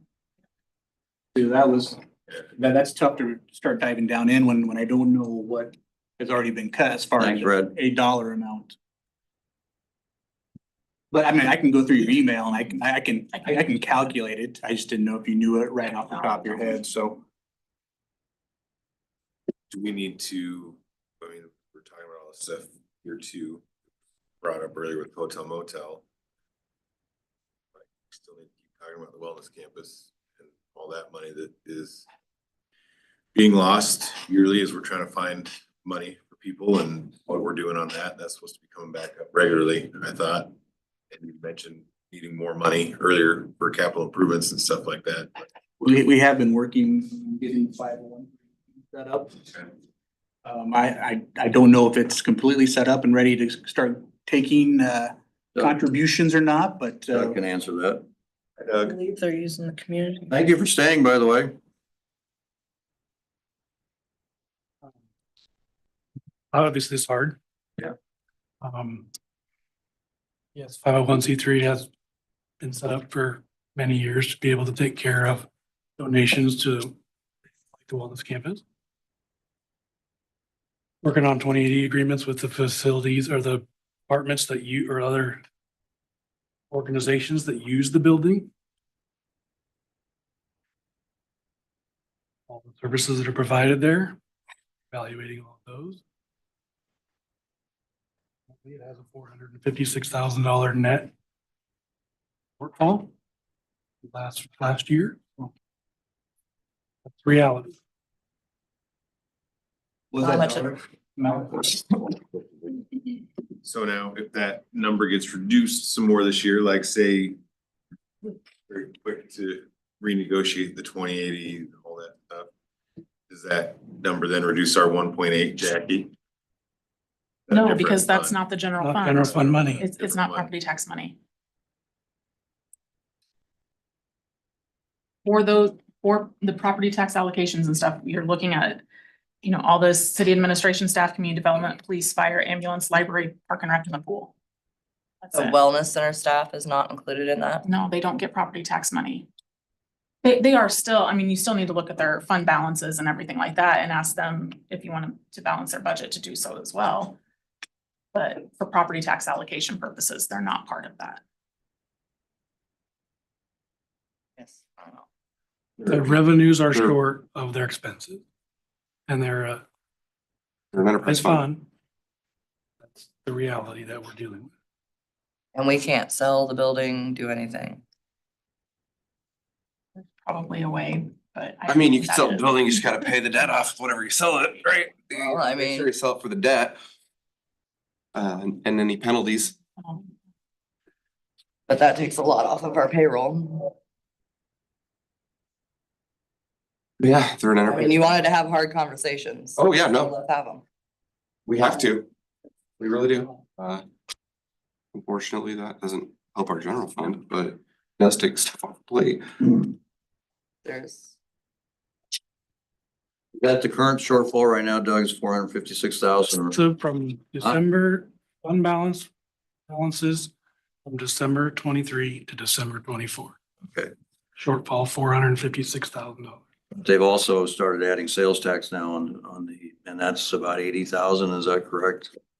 Somewhere in that neighborhood? It's just an in and out. They collect it, they pay it.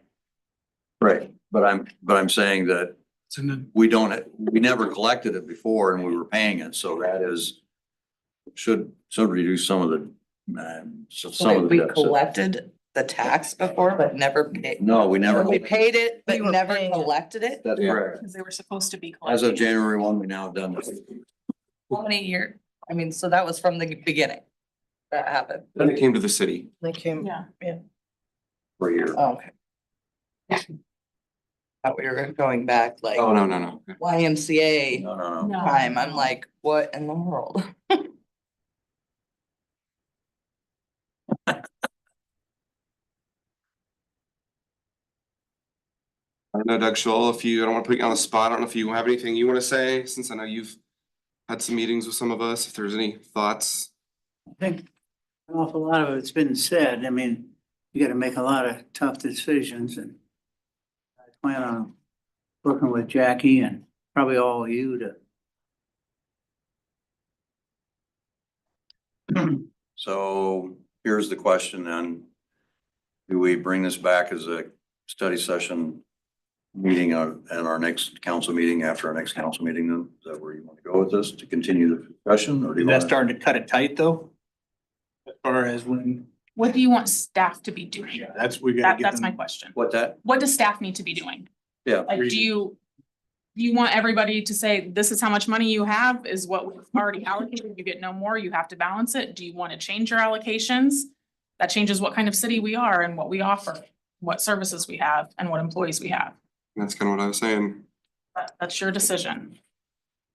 We just need the direction to do it.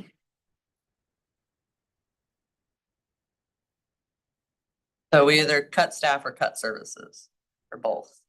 I'm saying, I'm not saying any of that right now, but I'm saying, what do you want the staff to do? You want us to balance our budgets? That's the first question. So each of the departments that are under the 810 is what you gotta look at. We have to balance our budget. We have to maintain our reserves. Are you happy with the allocate for the funds that get property taxes? Are you happy with the amount of money that each of those funds have been given, or do you want that changed? I want PD's upper management to receive the same 6%, but I'm only one vote.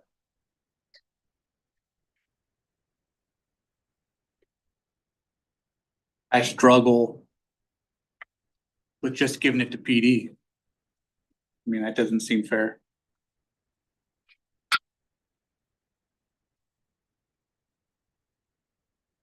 Cause the other city staff works just as hard. Granted, they're not working nights, but They're not, well, other than fire, they're not risking their life every day. I mean, keep my mouth shut so I don't get in trouble, but okay. I want a balanced budget, and if you change the allocations to achieve your goals, you change your allocations to achieve your goals. So. How about that even means? I mean, changing the allocations, I don't wanna. This right here, like general, like park and rec 19%, library 12. So are you giving direction? I mean, do you want us to give them direct? Is that what you're saying? That's what, As far as what percentage is? If you want to change any of those allocations, we can. You know, so you want to take library from 12 to 10 and take the extra 2 and throw it to police and make them 40, you can do that. That's up to us. And what I'm saying is, I just want a balanced budget. And if you want to change your allocations and fund things differently, that's completely up to us. I'm open to whatever anybody wants to talk about, but I want the budget balanced. And if it means a percentage goes from one area to another, then so be it. But I don't want to take our reserves from 30% down to 25%, because then we're just sitting here next year. They're not gonna be at 30% at the end of next year. So there we go. Like, we're just having the same conversations, right? Like, Said 25%, I thought. you said 30. Our direction was 30. Correction was, because you don't balance the budget by taking your reserves down. So it's not a balanced budget. You're still over budget by 5%. So if you're gonna balance the budget, it means you don't touch your reserves. And if you touch your reserves, we're here next year doing the same thing. So do you want it to suck this year and next year, or just this year? Like, that's really what we're at. A balanced budget is 0 reserves touched. So essentially, you give staff direction, having walked through this more than one time before. You give staff direction on the cuts that are to be made, essentially by the 1st of July. If there is money that happens to come along, whether or not the assessments or evaluations change for some particular reason, and there's additional money brought in, then you can build back into your fund, backfill some of those things and not make that particular cut. And so you're asking, essentially what you're asking are the departments to kind of somewhat prioritize their cuts. And that is, if there's any additional money whatsoever comes back for whatever reason, then that is backfilled. What I would also suggest that maybe, and I know we're looking at going out of reserves, but what I would suggest this is that department heads strongly look at this current fiscal year's budget. And if there's anything that you haven't purchased yet, if there's anything that can somewhere along the line be put down the road and move that back, and that's not going to come back into your budget next year. It's going to be gone. It's going to be used for either maintain or bring down the reserve, or it's going to be thrown into a community pot. But I would suggest that maybe those kinds of things come up. We lost our screen here, by the way. I would suggest that maybe those kinds of things be looked at as well, if that's possible. Can you take this current fiscal year, and is there anything in there that you do not have to have? Just absolutely can get by without it, and help us drop this deficit even a little bit further. Frankly, folks, if it's $100,000 total, that's great. Whatever we can find, and if we can do that, that gets us to that point that we don't have to make that kind of a significant cut into the next fiscal year. That's what I would ask of the department heads at this point in time.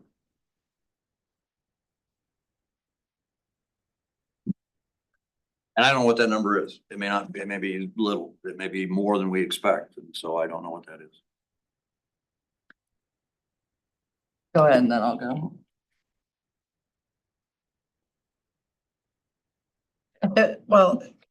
It's not gonna be easy to get to where we need to be. It's not, and I've been in this place before.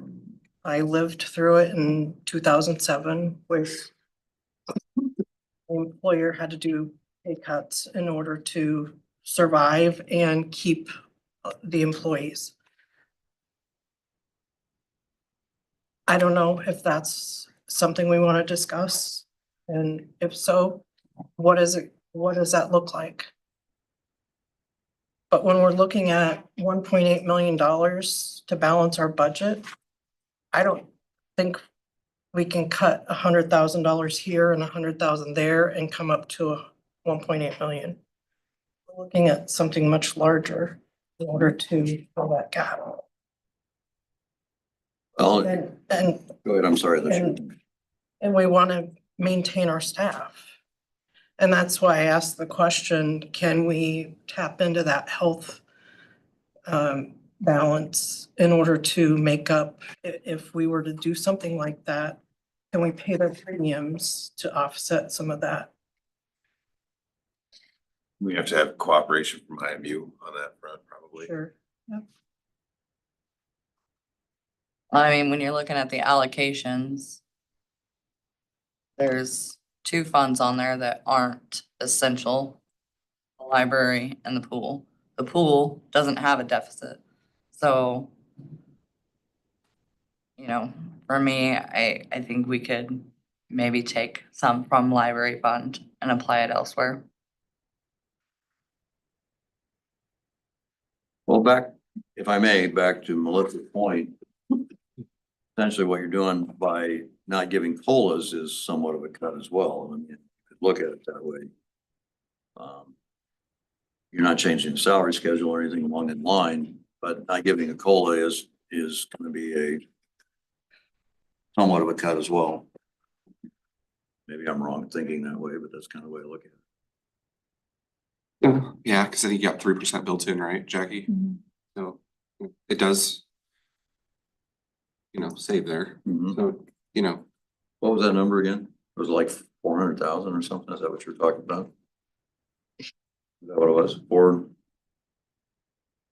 400? Had no COLA. Yeah.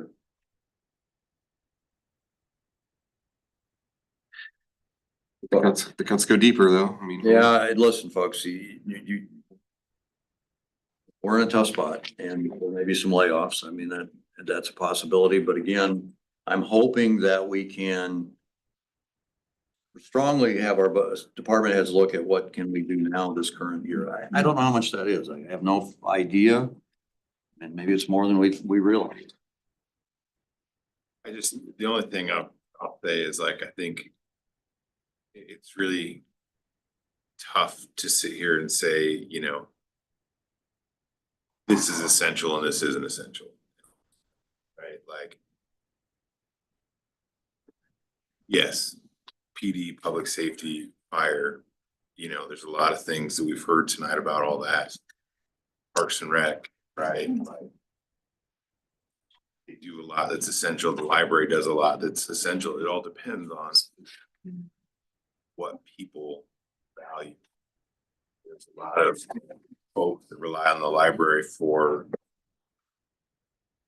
job, a safe place for some of our older folks to get together and utilize. And like, how do you put a number on that? I don't know. All I'm saying is like, this isn't going to come from just robbing one, especially one with one of the smaller fund balances, right? Like every department's going to feel it. Okay. And to just say it, like police, fire, everybody, nobody can be exempt in this, what we've gotten. How we get there much exactly, I don't. This has been my challenge all along. And where I think echo some of what Mayor's trying to say here is like, they know their budgets better than we do. I can blindly say that. And maybe the answer ends up being, this sucks, salaries get reduced, right? Melissa brought that up. And that's it. Maybe it is that we have to lay some people off. Just not trying to talk in circles or not make hard, bold, loud statements here. But man, this is really freaking nuanced. It's easy to sit and it's just, there's a lot more to it. Everybody views what's essential differently. We're at a point where there's just really not that much that isn't outside of staff. That's literally what we're talking about, is people's livelihoods and careers. There, I mean, that's where we're at, but. It's so hard. Yeah, I just. But it's also why we were elected to sit up here, is to make these hard decisions. And, you know, I've heard a lot of, well, this might not be essential, or this might be, and no offense to you and what you're saying, but if I have to choose between a new book or getting CPR to save my life, I'm gonna choose CPR 100% of the time, every time. I think Josh is saying there's not enough money in those smaller funds to compensate for our $1.8 million. I get it, but. So maybe the word you're looking for is required and not essential. There are things we're required to fund and things we are not required to fund. I mean, I'm not advocating for any of that, but. I'm not saying this to disparage any of our officers who are up here today. Like, you know, we've heard in the past that 24 was fully staffed, and then all of a sudden it's been 27, and maybe I just misheard that. I was pretty certain for a long time it was 24. Now it's 27, and like, I get it. I don't want them to be struggling to fill shifts. But there's just so many moving goalposts around here. And yes, my point, Ron, was like, some of these funds, there's only so much to squeeze out of them. And that's the hard conversations that we're having, is that it applies to all of these funds. I mean, I like any of them more or less. I like the idea of a balanced budget. It sounds very nice. And that's where we're at.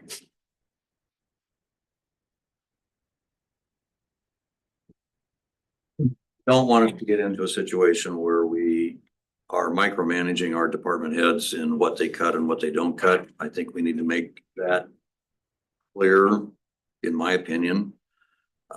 I think we get into, there's too many things that can go wrong with that. I've been down that road. It's not good. My suggestion is if you want departments to cut more, then you need to give them an idea, a starting point to look at and what that does to the deficit we currently have, and come back and talk about that some more.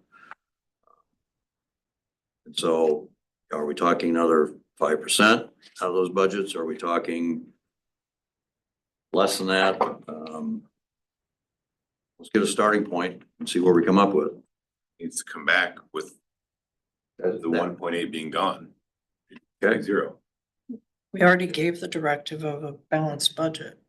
Okay. This is where we are. So I think now that's where you're looking at your allocations again, is in order for them to balance their budget, Chief, can you use an example? Are we giving you 38%? We giving you 35? We giving you 42? That's the starting point, right? Because then that how he knows how to balance his budget. Same with other chief. It's different percentage. So it's right there. Direction can be, that's the allocation, balance your budget, May I speak? or. Go ahead. Go ahead. One of the concerns I think we need to address is that I think 33% of our funding also comes from billing for ALS service. 77% of our budget is staffing. I think some of the discussion needs not so much a percentage, but the guidance of if we're gonna start cutting personnel, so what services are we willing to start cutting? And then to understand the implications of how that also affects other funding mechanisms, not your general fund. So as we start to, if we're gonna cut ALS service and just require an EMTB, there's some savings there, but you're also going to affect your billing rate, and some of the income that you get back on that. So there's a cause and effect to each of that. I guess that, I don't know if I don't know if we can go back through it when you're 77% of your budget is staffing and you're struggling now to staff 2 ambulances at night.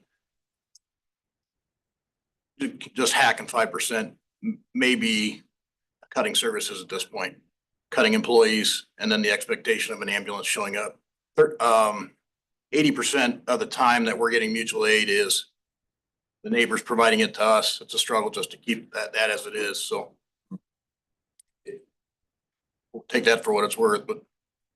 Go ahead. My budget is 86% personnel. And I'd have to fire people. $700,000. That's people.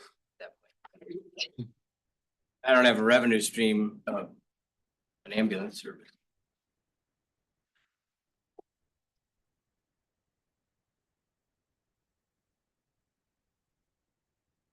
All of these funds are like that. Yeah, absolutely. Yep. So 1.8 out of the 5.5 million, 33%. Mhm. So basically every allocation, we need to cut 33% in order to really not, like I said, it's not a balanced budget because we're still going to be reserves, right? Yeah, 30%. So, but that, I mean, that's She got 38. that's a pretty startling number, right? 33%. I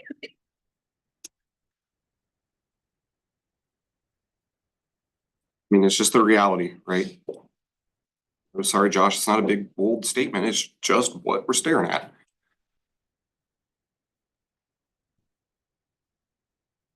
No way around it. I'm sorry, it sucks.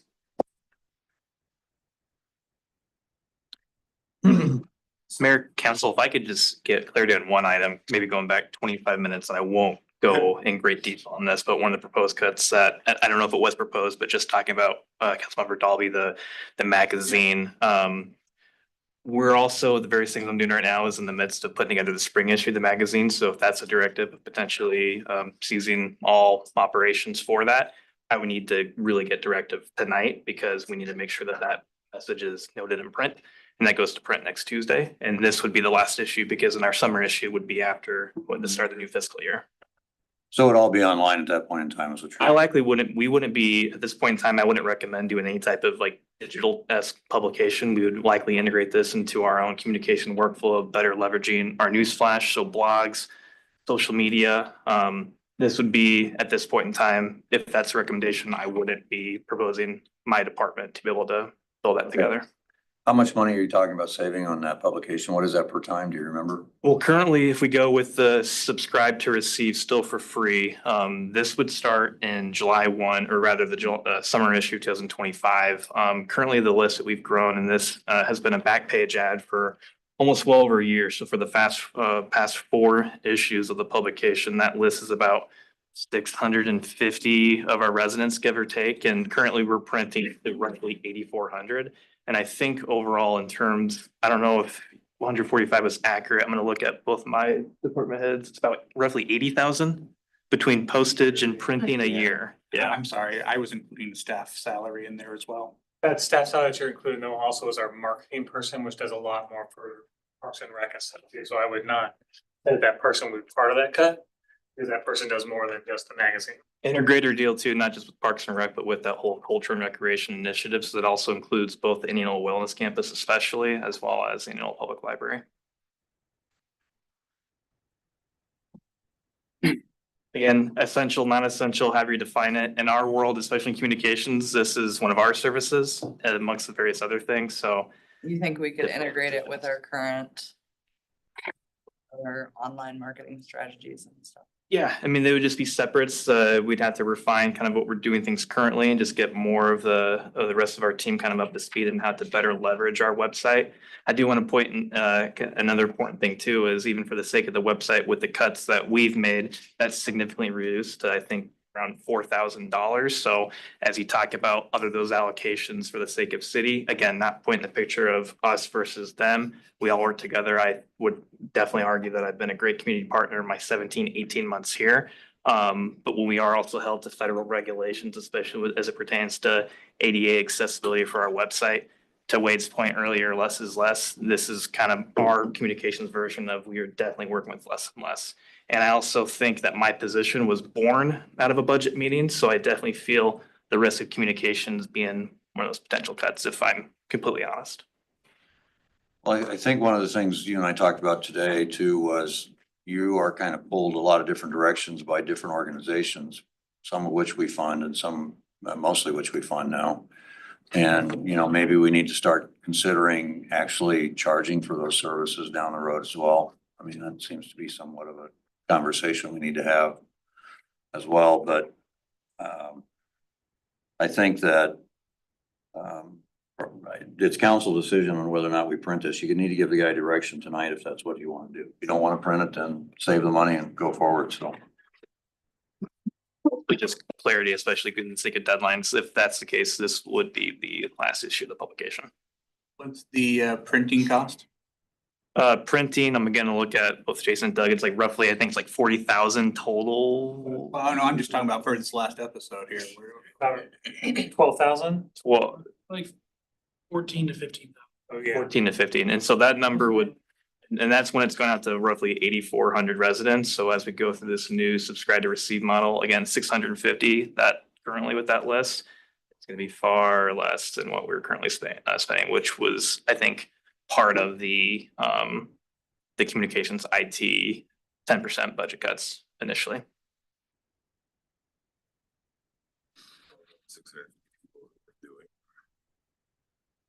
Missing thing of that equation.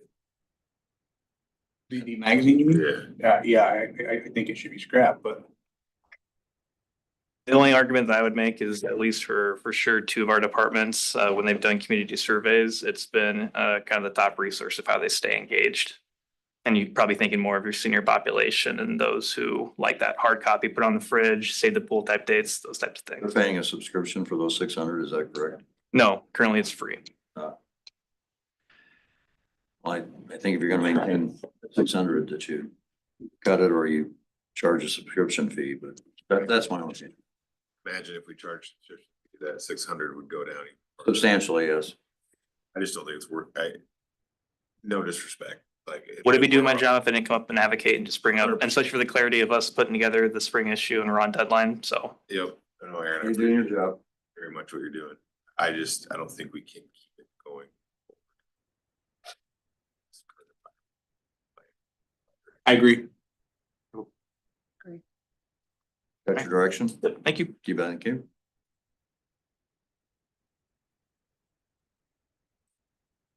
That's kind of the thing I'm talking about, when we do that before the end of this fiscal year and get those kinds of things done. For it, yeah. We haven't given staff a lot of direction here yet, other than need to make some decisions, folks. I know it's tough. Well, it is the decision that's been talked about is just have staff go back and make additional cuts and try to reach down to our 1.8 million. Is that what, I know that's what Steve wants. I don't know, I don't know if it's obtainable, honestly, but I think that's what Steve wants. Christina, where are you at? I mean, yes, we need a balanced budget, but at the same time, I don't see how we're gonna get there in one fell swoop. Keep in mind, that takes our reserves 25%, getting rid of the 1.8, right? Pardon? If we were to get rid of the 1.8 and get down there, that still takes your reserves to 25, right? So, I mean, you risk going below that. I will say, Social has offered to meet with each department head and including a couple council members if you'd like to sit in on those meetings as well as we go through this process, so. So just getting rid of 1.8 isn't even a balanced budget, really. Okay, so you got at line 57, 5087 or 58 there says we had 25% reserves. This is what, there we go. Yep. So column B is what? General fund. Okay. Police. Please. Do you have a total on that line?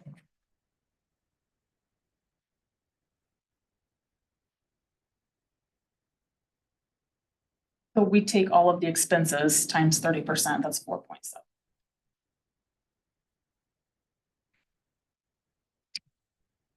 That's what that 4.7 million would be the what, 30% reserves? 20%, 5% would be what?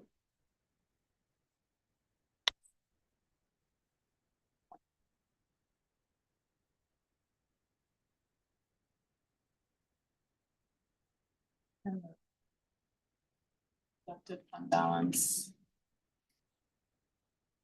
It's 2.27.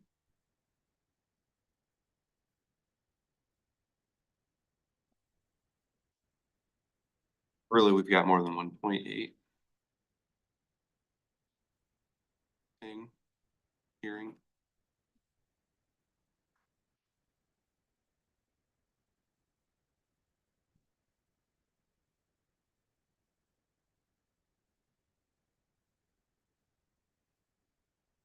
Jackie, when do we have to have a final decision on this? Have to submit to the state the maximum amount that we'd asked for. Yeah. Okay. Going to. The max levy, right? And all of this includes that max levy, Yep. And so you're at the max. right? You can lower it, you just can't make it go higher. Right. So if your goal is to lower it, then we'll be fine if I publish what we have. The levy would be at what, 14? Yeah, right under $14. 1396. That's that with that 52-cent increase in the levy for. And remember, I mentioned earlier that you guys are having your health insurance renewal meeting next week. We budgeted at 15%. It's probably gonna be lower than that, between 10 and 12% probably. Yeah, And so that's gonna affect these budgets as well. It's gonna affect your property, the employee benefits levy. Those can go down too. That's what I'm saying. We're setting maximums here. We still got room that we're gonna get some things moved back into this, to the budget as well, hopefully. And so that we can look at the rate. So we have to give you a maximum 1396 or whatever it is. That's what we're gonna go with as a maximum. But these are the numbers that come out of that 1396, okay? And so I think we still ask staff to, my opinion, guys, you're the ones making the decisions. We ask staff to what can they still cut yet this year, other budgets. I think we go ahead and let you folks work with some more numbers to figure out and give us some final numbers. You got what you need.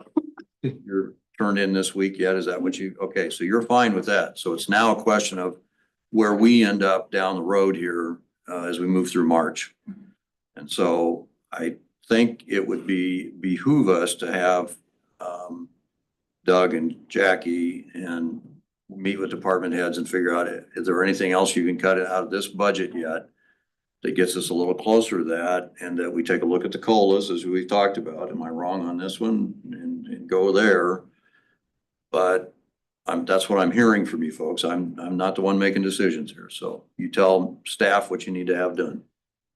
And I think we need to have another meeting at our next council meeting, another study session to talk about this. Figure out where we are at that point in time. Yeah, I agree. Let staff take it back another time. Give them time to digest what they can come up with. They can come up with another 1 or 2%, whatever the case is, or even more than that. But I think the point is that, I mean, these are the worst case scenarios. I think we're still looking and hoping that there's going to be some money come back into these funds through savings of different things. But I think we do need to probably,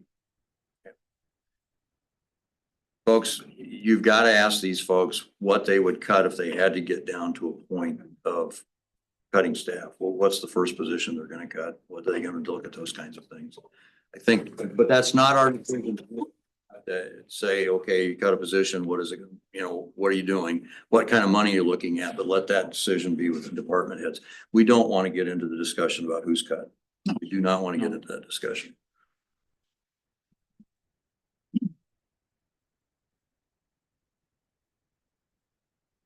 Are any council members that want to sit in on those meetings?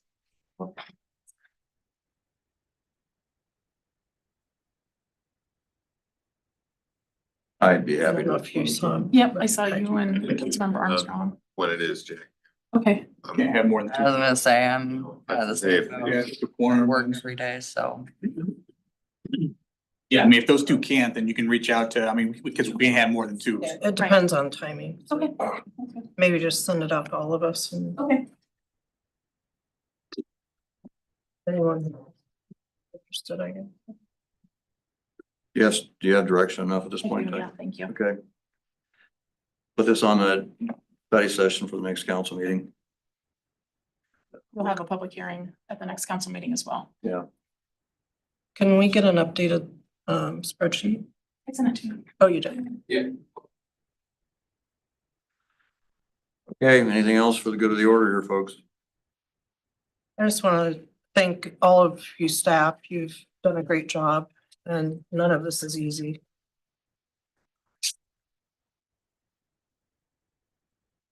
After that.